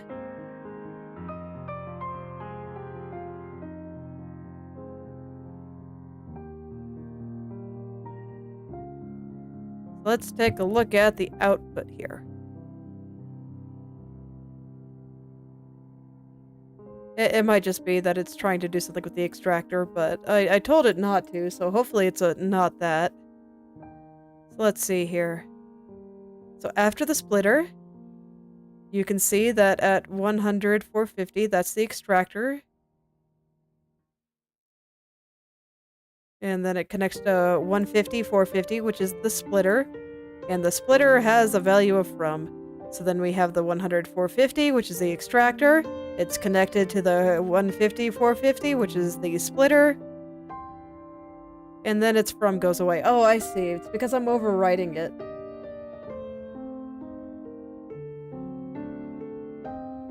Okay, this was just me not understanding how dictionary's dictionary. So what I think is happening is when we come up here, you can see that I am making this new value here, but the from is not there. I didn't think that it would change it, but it looks like it is.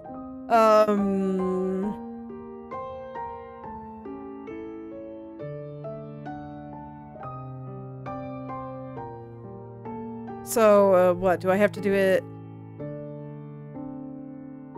like this?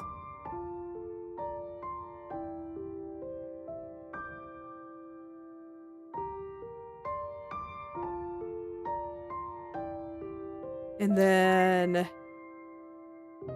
we take this, and it is joining pipes. And then we take elements.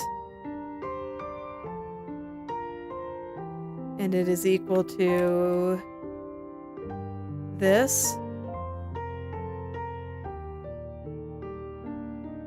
And just because I'm scared, I'm gonna duplicate it. I don't trust dictionaries anymore, okay? I have trust issues after some of the time that I've had to spend debugging things. And, you know, as evidence for the fact that I'm having to, you know, do a little bit of debugging here because I don't fully understand them. That's fine. I'll figure it out eventually. My scroll wheel's been having trouble. I apologize for the bouncing in my scrolling. That is not my fault, I swear. I'm not doing it on purpose to make people motion sick.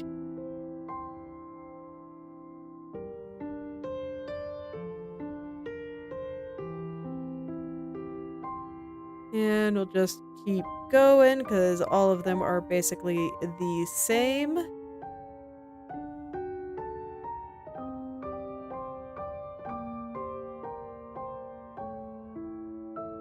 Okay, and with any luck, that'll fix the issue. I'll leave my print statements there because I'm scared and I want to make sure that everything's fine.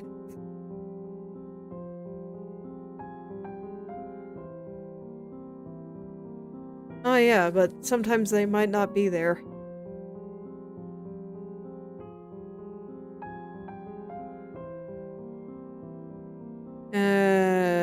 This is starting to get really obnoxious. I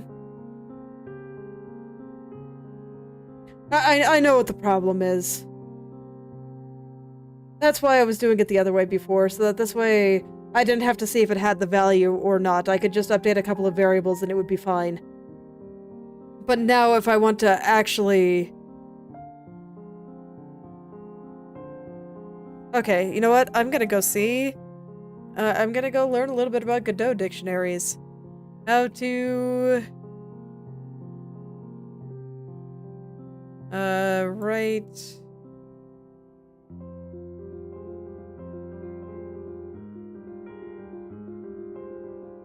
New keys to nested dictionary without overwriting others. I guess. Nested dictionary problem. Are you having my pain too?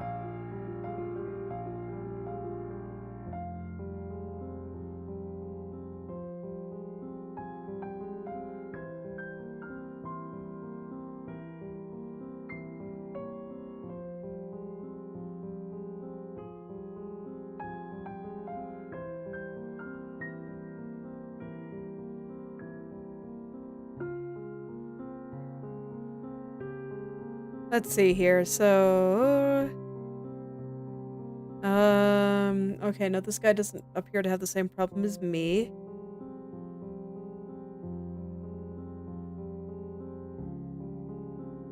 It is slightly different.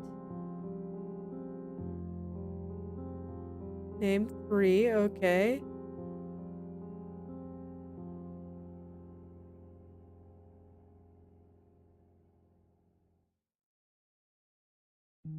Okay. Yeah, okay, this looks about what I want here.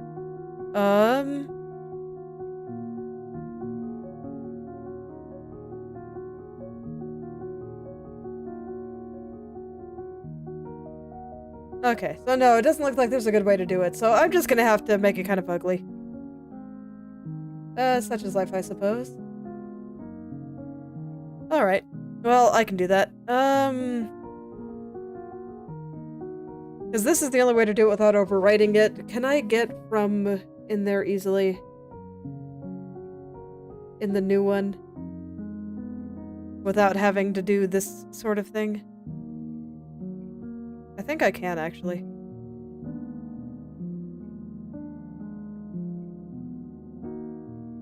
Because if I already have this, but... no. I can't. Okay. So, I do it in an annoying way. That's fine.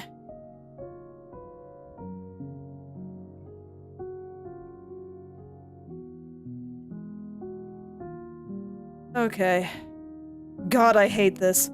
You know, I worked so hard the other day just to clean this up so that I wouldn't have to have a bunch of annoying if statements to stop the game from crashing, depending on how I wanted to add to the dictionary, and I found such a nice way to do it, and it worked really well, but now I want to add just a little bit more information to it, and I can't do it anymore. I'm so sad.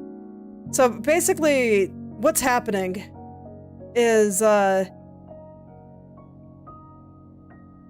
way I was updating things before, if we go back up here, was I would just say, hey, make a thing with these values, and I was updating some of the values that might need to be joined together with what was there before up here, so that this way I could just very conveniently go ahead and update the value here. But I can't really do that because I need to add this. I mean, You know what? No, there probably is a way to do it, actually. I'm gonna go back. We're gonna fiddle with this a little bit because, oh my god, I hate it. I hate it. I hate it so much. And I don't want to do it like that if I can help it. So, yeah, with it like this, what's happening is that it's overwriting this from that already exists when I structure it like this.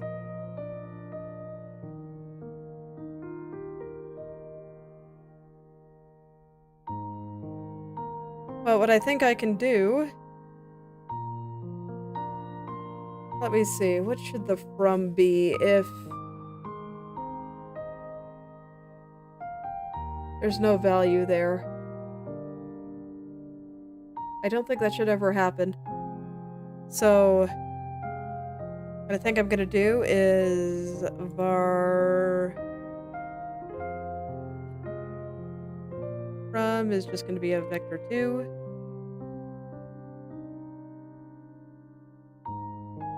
And we won't give it a value there. Okay, and then I can say that from equals path dictionary sub previous vertex.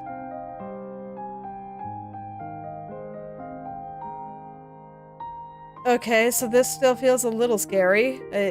Hopefully it won't crash things. I guess I can also just make sure that it has this.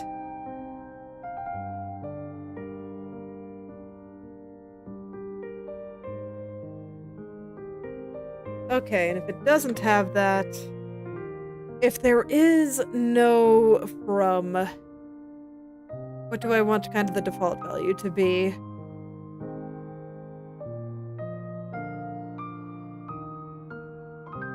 Because if I put a bad value in here, it's gonna crash.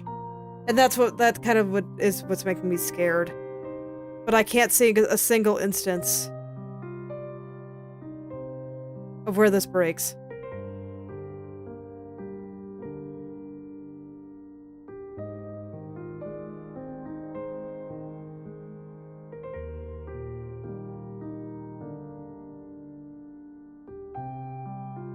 I'll just call it previous vertex. That should be safe. Okay. And so, I can now add from, and you'll be from. Okay, and then, in theory, if I put this everywhere, it should be... So, you know, that's still a little bit of a pain, but it could be a lot worse.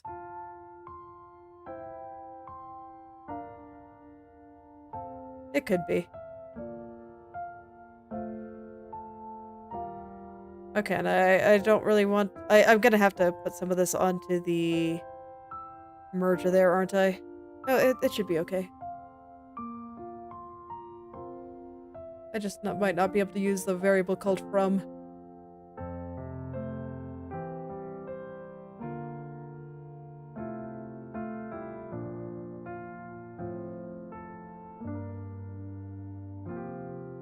I'll name you something else then. You will be merge from. Oh.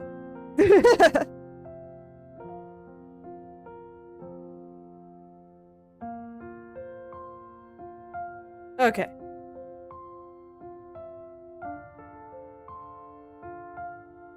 Okay, there we go. This way I can just keep the same name and it won't be weird. I like keeping things simple where I can. And so hopefully this means I don't have to pull a bunch of shenanigans to get everything working. And I don't have to write a bunch of super ugly code, just, you know, moderately ugly code. I can live with a little bit of spaghetti, but, you know, if you add too much pasta sauce, you're just gonna get it everywhere and it's gonna be gross. So, I like to at least try to limit it somewhat. I would like to be able to come back and read my code next week. I don't think that's too much to ask. And I think it's kind of important.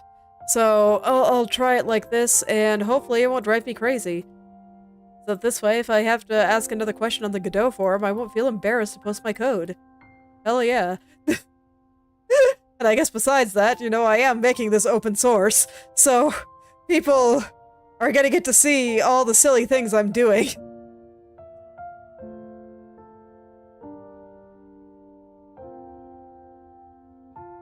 Why are you exploding?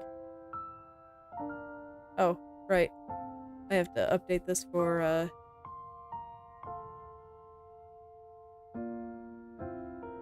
Oh, is that all I had to do? Guess so. Awesome. Okay. So let's see if this explodes everything again. Let's see if that was enough to stop Godot from trying to access the dictionary that doesn't exist. But I put down a splitter. No.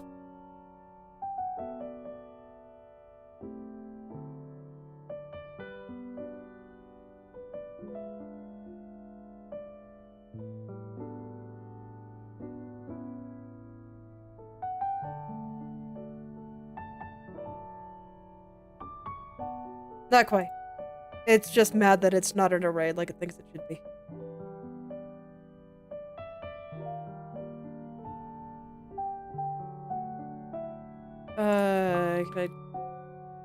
Can I do that? Is that okay? No? Okay. Well, that's fine. Because all I have to do is put little curlies around here. I think that's all I forgot. And then it gets to pretend like it's an array, and all is well. But yeah, I think I talked about that briefly earlier, where it just has to be an array because it's going to be an array sometimes. For mergers, if they have two... If they have two things they receive energy from, I need to be prepared for that. So it just means that everything always has to be an array, otherwise I might have a bad time later. And I'd rather not, so I'm just gonna be ready. And so we'll just always make an array. And I think that's okay. I think this is fine. Okay, are you done exploding on me? Look, I'm trying to keep things strongly typed. I'm only half used to it.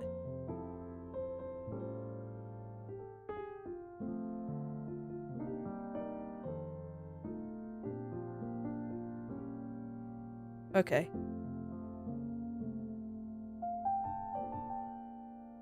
You know what? I have a better idea. It's still mad about typing. Look, the first programming language I learned was Perl. And Perl does not care at all about your types. So I do try to type things if I can. Is better for performance. But there we go. I'm just gonna do it like that.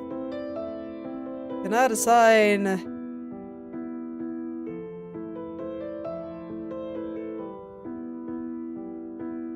Okay.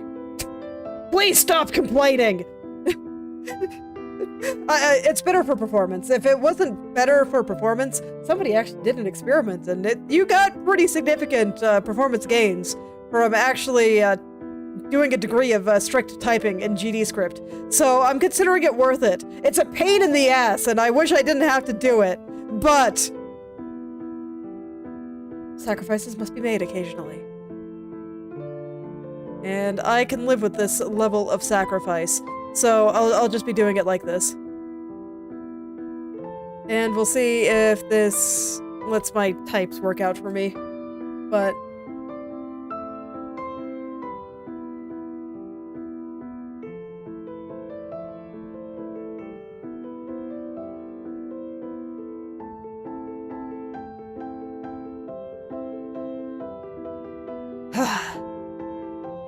I'm really tempted to just take the performance hit at this point, because it's not going to be that bad.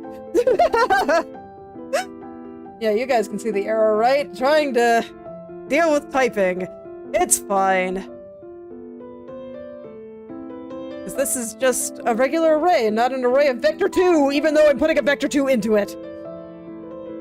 And this tends to be where I get slightly annoyed with some of it, because I feel like if you put a vector 2 into the array, it's an array of vector 2. But Godot does not agree, so...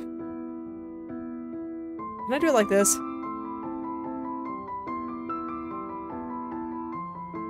Because it is that.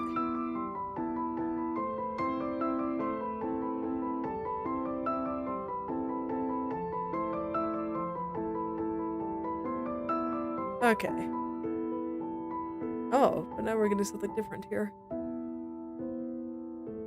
Trying to assign an array of type array. Okay. So basically, if I copy and paste this in a bunch of places, it might work out.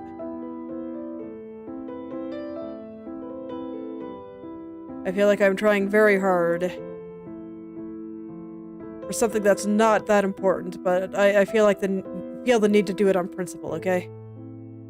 And then, yeah, I don't have to worry about it there.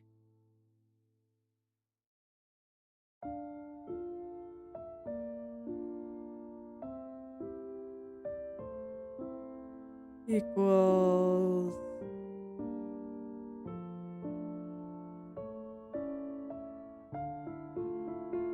Okay, so yeah, I probably do need it there too. I'm just making sure... Because yeah, for some reason, there's just a difference between what I had there before. And I feel like I'm just kind of spamming.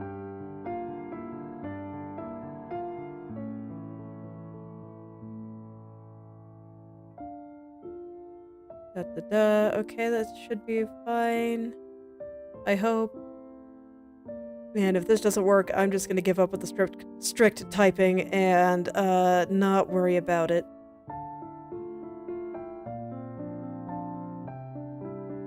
Like I said, I do my best, but man, sometimes it just really is very inconvenient.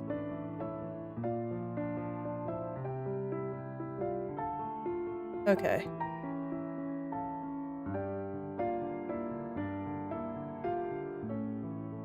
You still really don't like it. Okay. Okay, we're not gonna worry about the typing then. Goodbye. It is no longer worth it.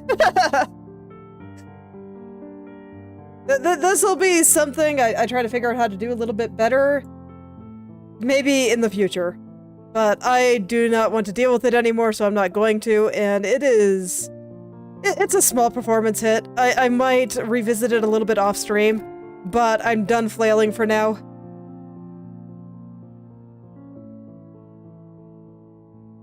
Okay, let me make sure I got them all. I think I missed one. Sure did. Okay. Okay. Let's let it go again. And see if it stops exploding, now that I don't demand a specific type of array. Alright, we're good. So I'm still not updating any values, but let's take a look at my printouts here.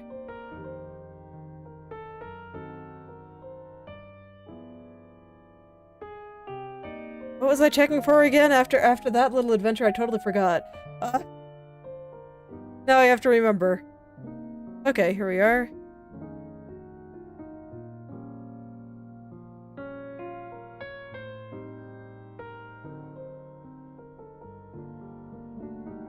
Let's see. Yeah, I haven't put anything into it yet.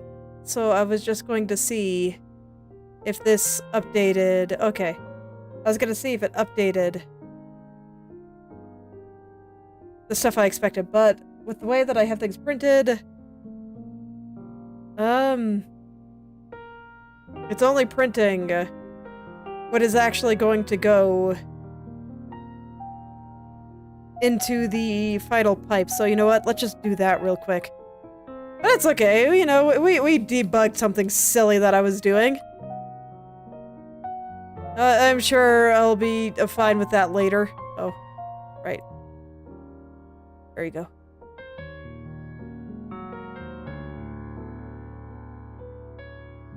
Okay, that's still in there, and that should be fine. Okay.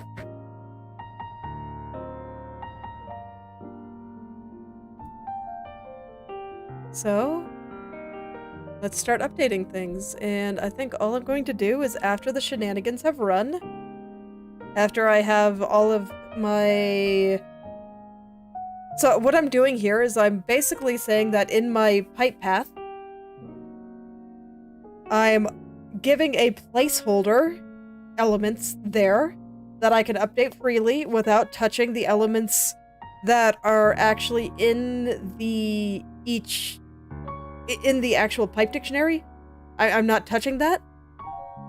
And this, I'm hoping that when it comes time to do the recursive pipes, that I will be able to have a safe copy that I can mess around with as much as I want without affecting any elements that might be there from other extractors. And that's one of the things I was afraid of. So that's why I ultimately ended up doing it like this. So now what I can do is we go in for a final time and we set pipe info, subpipe is equal to path subpipe. Oh, and I have to do each element. So let's grab that. I will grab my for loops for elements.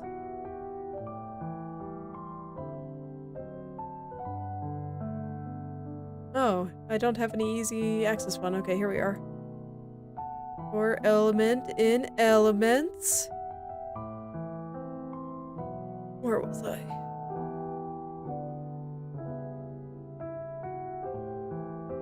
Okay. Elements. Sub element is equal to what's in the path.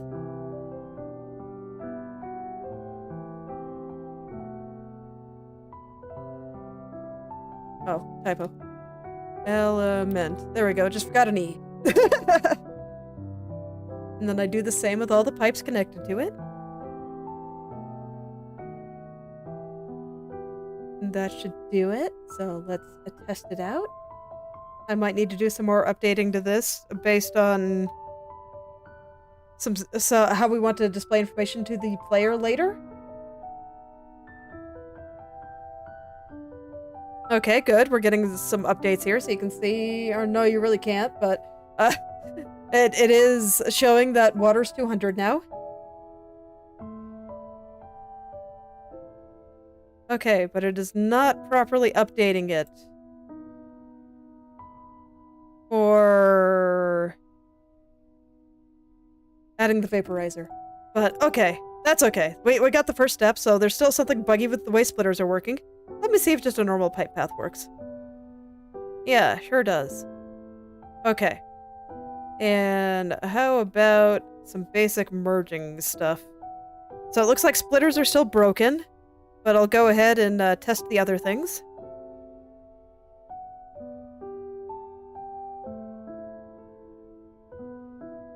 And we'll add just a little guy here. Oh, that one is not. Oh, because I didn't properly... Well, this one should still be connected.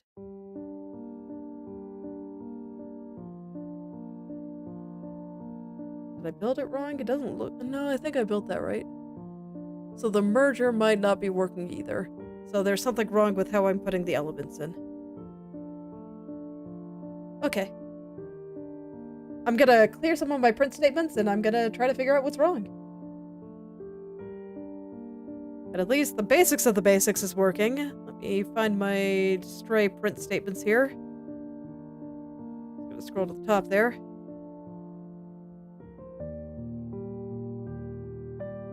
I don't want those clogging up stuff. Alright.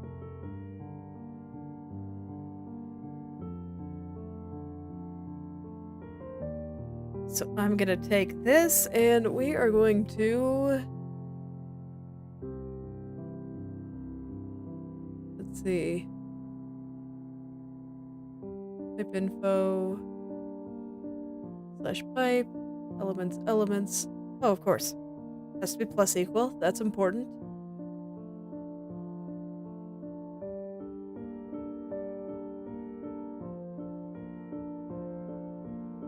Okay, and that should be okay. Since we're updating that first, I don't think I have to rewrite that. That should be fine. Okay, so let's see. I think where I want this print statement is in here now. So this will show me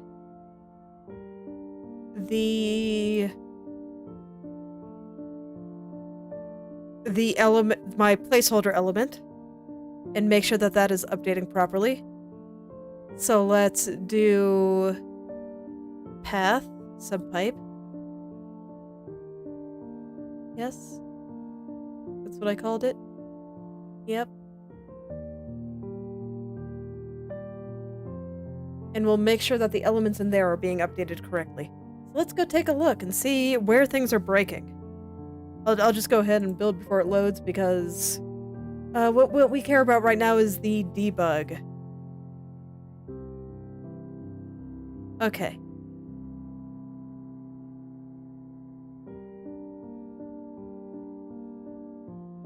I don't really need that anymore either, but I guess I'll leave it there for now.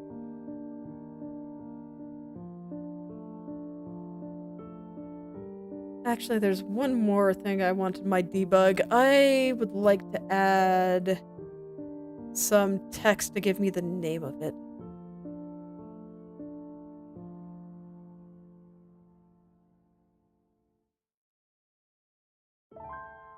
Okay.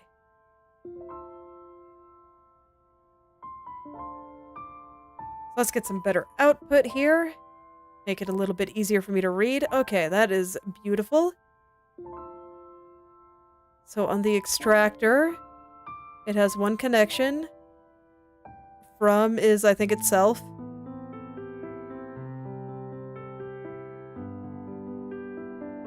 Joining pipes are none, that's right. Element is set correctly. Okay, and on this split pipe,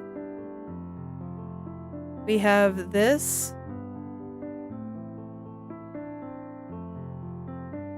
Okay, but the vaporizer and the phylactery are not getting that little note saying that it should be split. So what did I do wrong there? Split pipe.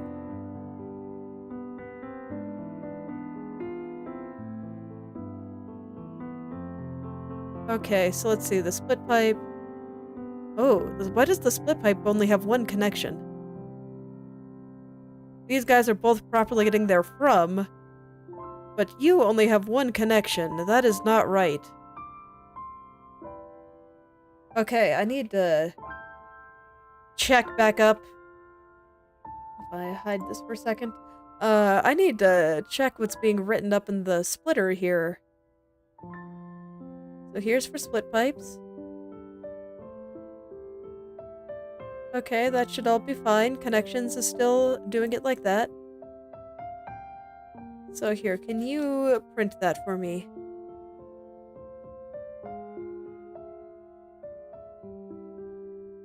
Actually, printing it there wouldn't help because this only updates the previous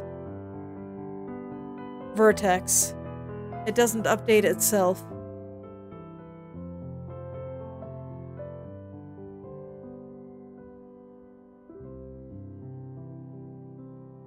Okay, well, in that case, let's go look here. So, if we go ahead, I'm gonna go look at more debug again, just this part here. Let's see. So we have the initial extractor, it's connected to the splitter. And again, you know, I'm just giving its from to itself, and I think that's fine. Okay, so now we get to its connection, which is going to be that splitter. And yes, it is indeed not getting both of them. Which one is it missing? So it's getting 150 by 400. So let's count. So 150 is going to be this row because this is 0, 50, 100, 150. So let's see. I think 400 is the top one. But I'll go ahead and count. 0, 50, 100, 150, 200, 250, 300, 350, 400. So yeah, it's getting this one, but not this one. Okay. Let me go check my function up here. Oh, no, that's right. No. Let's go check what's going on. So it's getting it from the give side, but not the split side, which is interesting.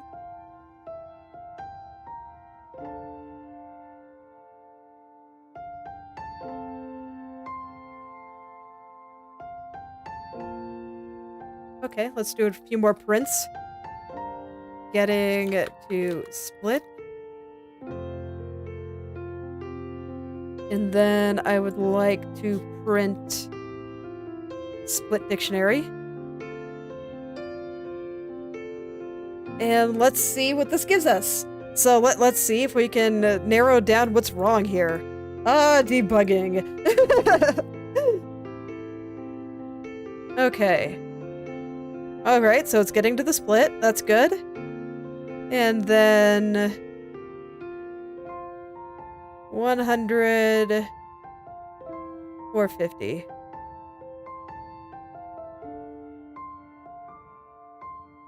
$150, $450.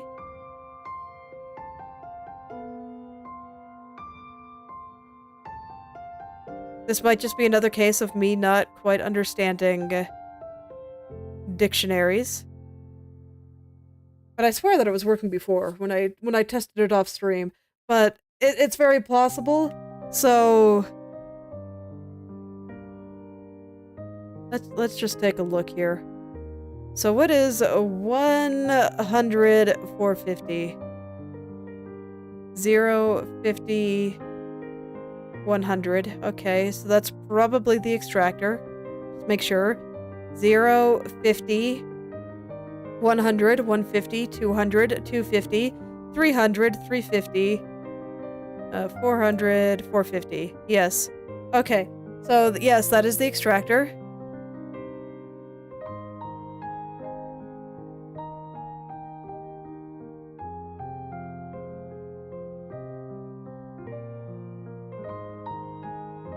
Do I pass in a dictionary? I guess I do. I'm not actually sure I need to do that.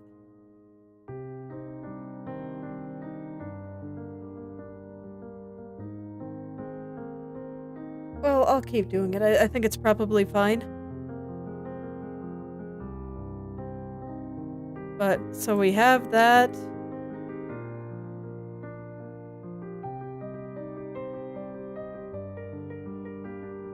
Okay, and then it does... This is the connections on the extractor. 150, 450 is going to be the splitter.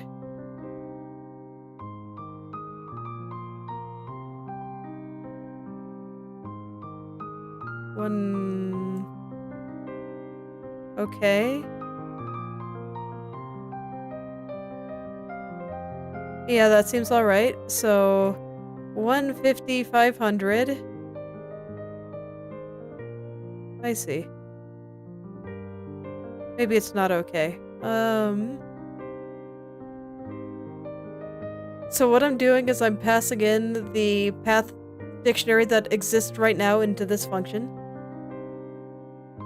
Because, yeah, you can see the path dictionary is right there. The previous vertex is right there. This is the starting point. And so we get to the vaporizer, I believe. Yeah, that's 150, 500. And naturally it won't have any connections, but it will have this from the previous splitter. What's 150, 450? 0, 50, 100, 150. Okay. 0, 50. 100, 150. 200, 250. 300, 350. 400, 450. Okay, so that's the splitter. I would expect that. Yep, that makes sense. 100, 450. And it's not getting anything.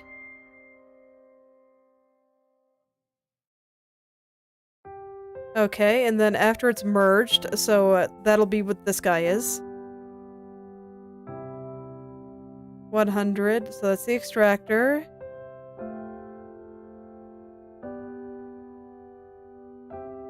And then it goes to the splitter.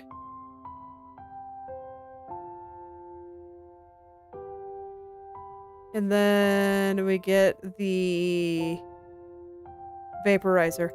Okay, so merging just isn't working the way I think.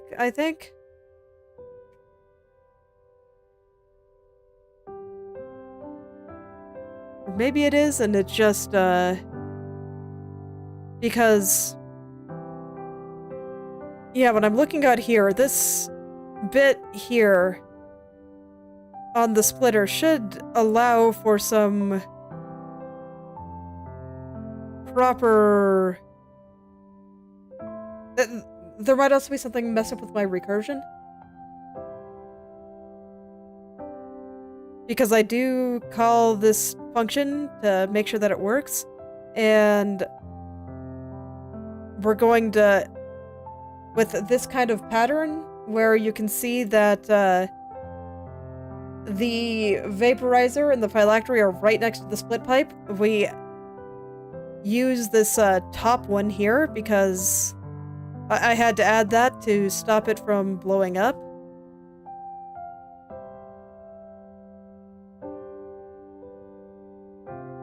So, how are you being added?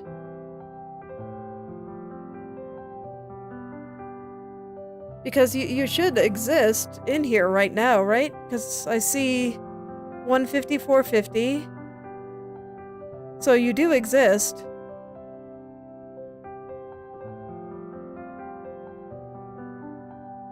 And so you should be getting your connection.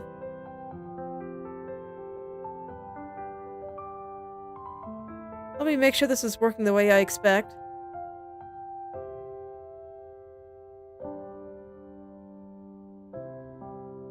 So we'll do a print, path dictionary, previous vertex, and print path diction, or, pipe info, previous vertex. Oops. Name. And, you know, just rolling through all this is, you know, generally how I debug just about everything. I just find the places I need to print and see what's there. Okay, so, yep, we have the split pipe. That's good.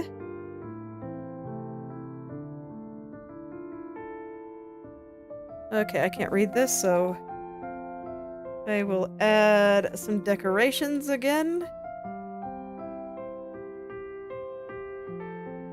There we go. Let's see if I can read that a little bit better. Okay. No, you are not being set properly. Why not?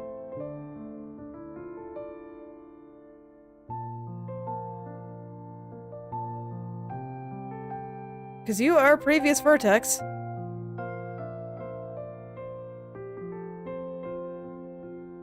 Why are you not being set? Path dictionary sub previous vertex.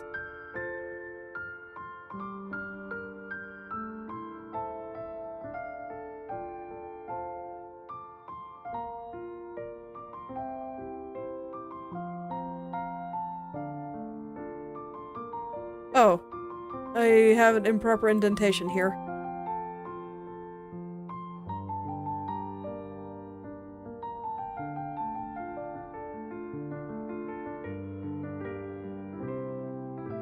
I do. I have quite a lot of it. Okay, that would explain it. Human error is rough, man. But that should hopefully fix it.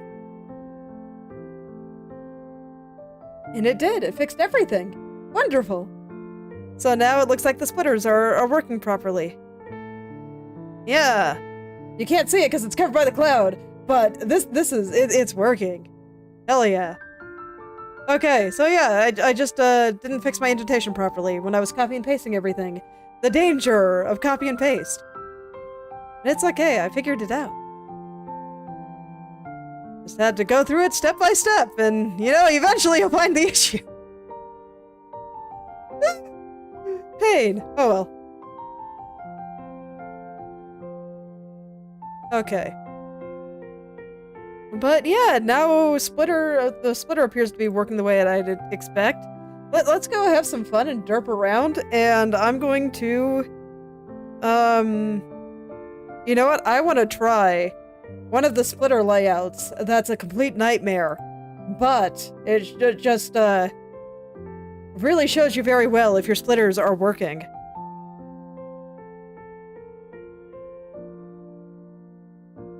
And let's see.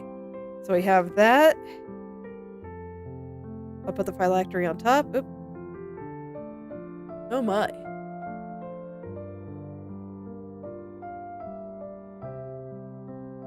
Huh.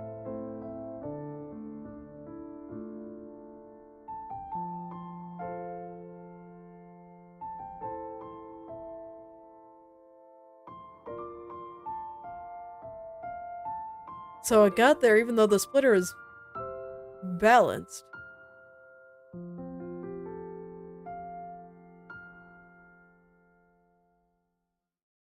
What happened here? Yeah, we don't care about his looping right now. That's gonna be for later. Invalid access to property or key connections.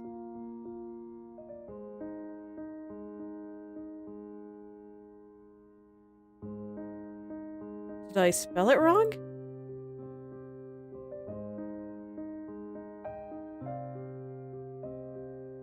I don't think so. It looks fine. Yeah, that connections. Yeah, that seems right. So let's see here. Do I have any weird things where somehow the splitter would be balanced, but I don't have access to connections?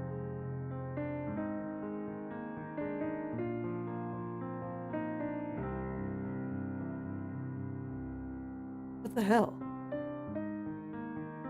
Because it wouldn't get to that code unless the splitter was balanced, but the balance here gets the connections. Okay, awkward.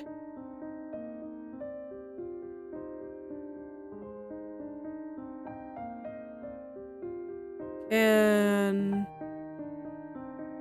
we go ahead and print.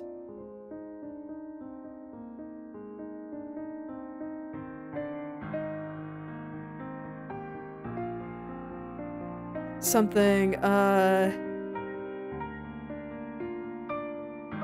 unfortunately, this means I'm gonna have to rebuild it, which always sucks, but... So we'll print the name, and then we'll print... path...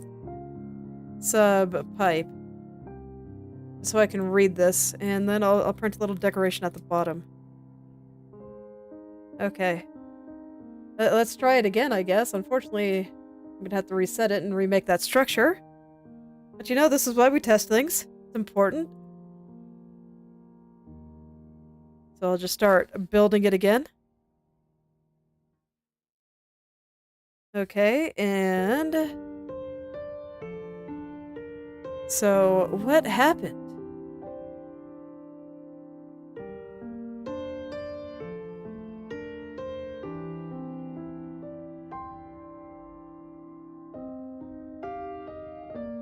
So where are we?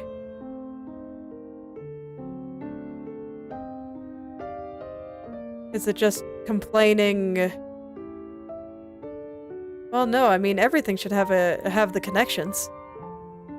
It just sometimes it's empty. Okay, so we have this one. It has connections. And it has the elements here, and then we get to the next one, which has connections. Joining pipes, elements, da da da da da da da. We have the next one. No connections.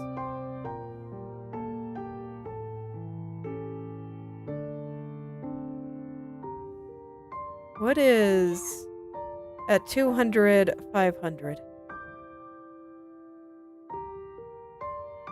0, 50, 100, 150, 200. 0, 50, 100, 150, 200, 250, 300, 350, 400, 450, 500, U. Okay. Yes, so unfinished pipes may not get connections.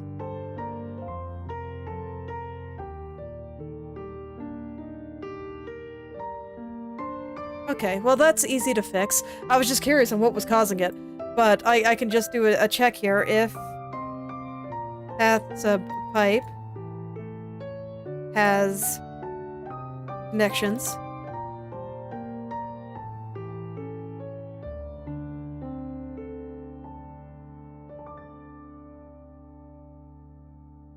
oops, I need the colon. All right.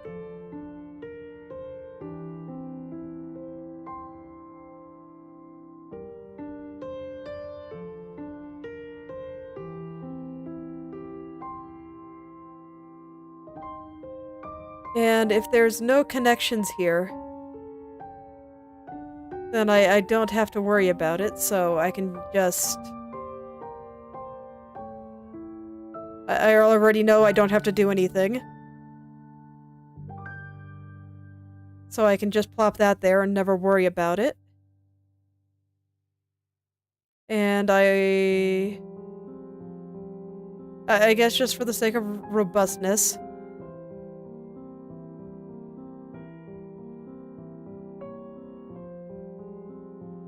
because if there are no connections here, there can be no recursion happening, and that should be fine.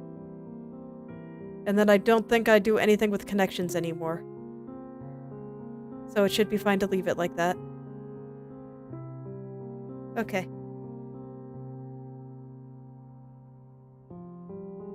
I might still want to... Like I said, some of this is gonna... might have to be changed depending on how we want to present stuff to the player. Right now I just want to get stuff working. In the old way I was doing it, I was very deliberately leaving paths that were dead ends as having 0 element in them, whereas I think in the current implementation, even dead ends would have some element in them. But I think as long as I just, you know, do this again, if I just make sure it has connections, or is not an endpoint. Okay, and...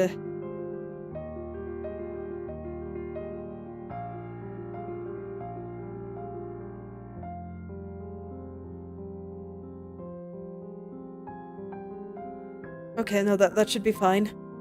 I'm a little worried about updating the phylactery, but for now I just want to get things working.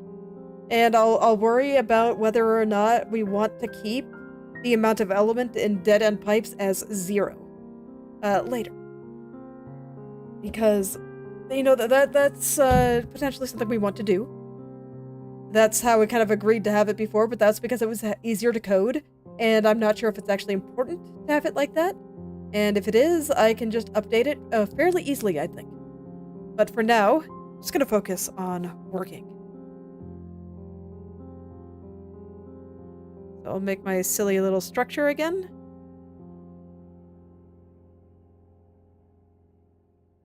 And we'll see if it blows up on me. It does. How unfortunate. Okay, so another case of if that one that didn't have joining pipes. Which is, you know, again, easy to fix. Where I just say if path sub pipe has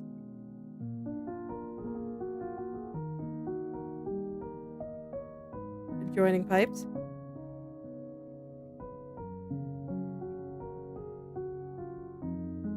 Oh, colon. I keep forgetting the colons. It's okay, this is where you can tell. It's near the end of a several-hour-long coding session. Alright. So I'll rebuild the little structure.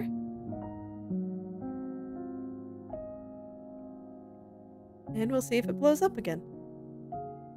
No, it didn't blow up this time. Fantastic. Alright, let's see if it gets the right values into things. Alright, so water being 100 is not correct. It should be 50.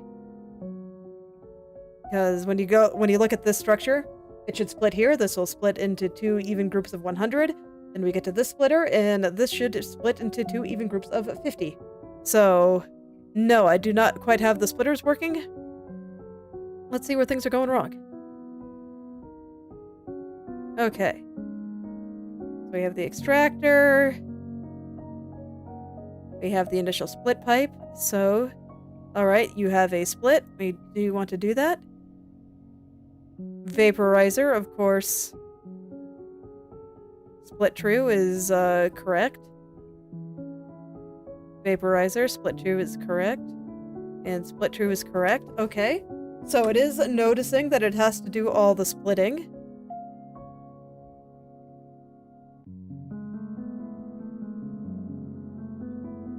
So from there,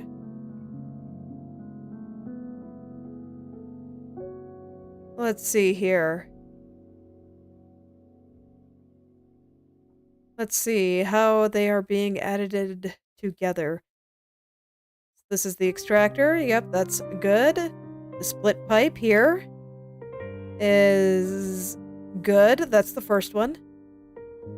So then we have the next split pipe here, which should be half of the original, which is indeed true. We're getting 100 there.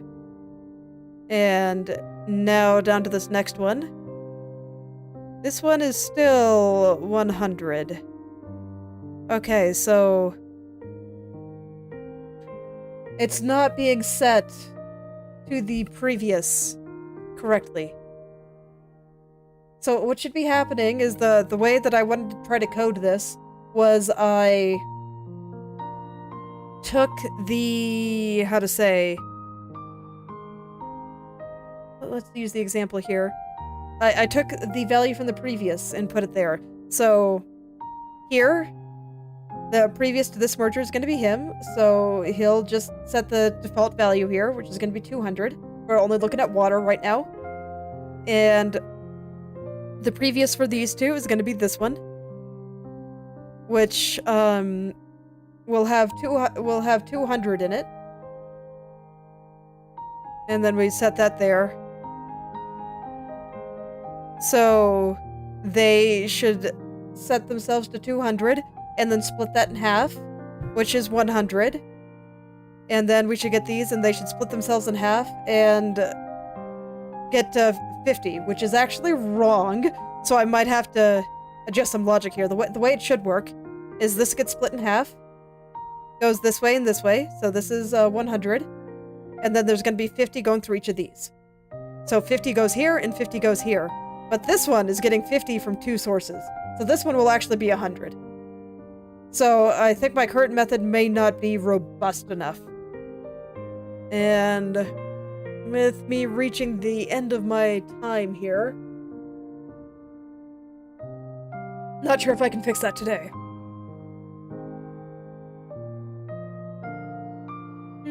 I do a plus equals.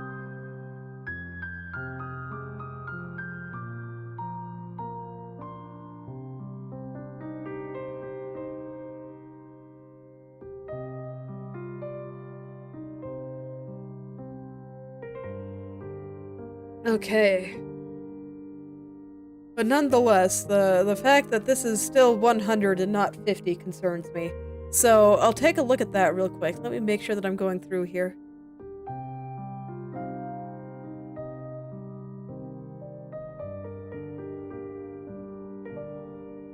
could be causing problems? It's probably going to be from this. So let's do some printing. I'm not using any mergers here, so this should be fine. It should never reach this else.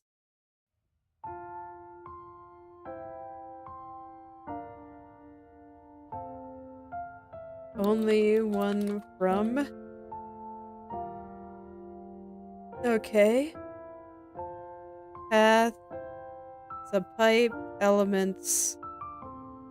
And we set it equal to the previous.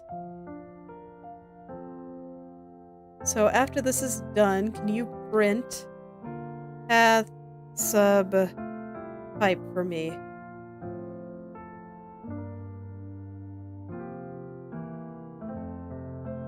Okay, and then I would also like the name of the pipe, just for easy reading.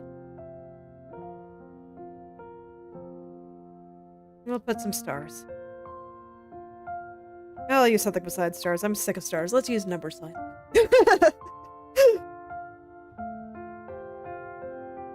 Okay. So what is happening?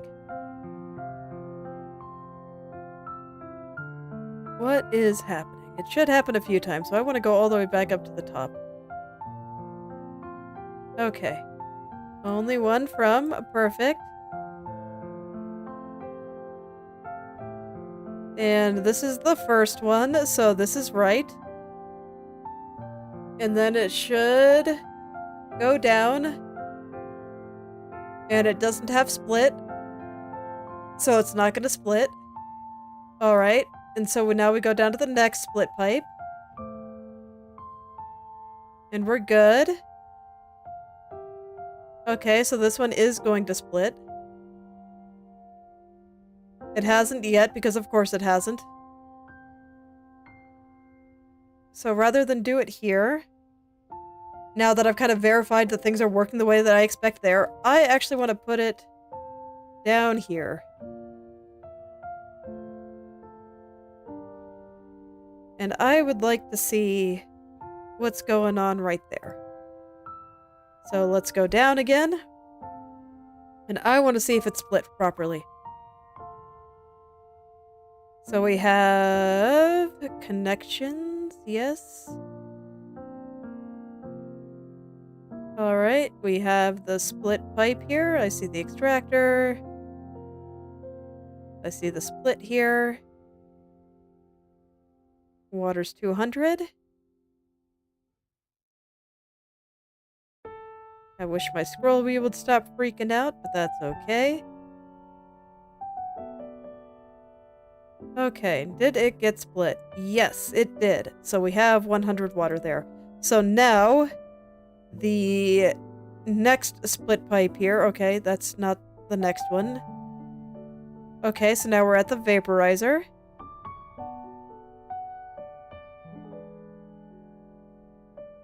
And you did not get set.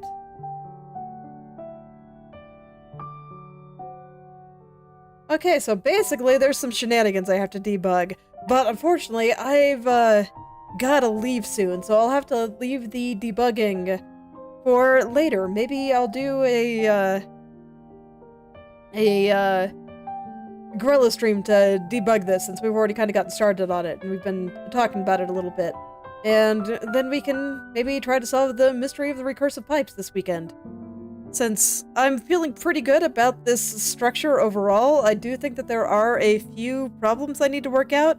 I mean, I just showed you that little structure there where I'm worried that that middle vaporizer will only be getting 50 and not the 100 that it needs. But, because, yeah, this isn't, I don't think this will quite do it.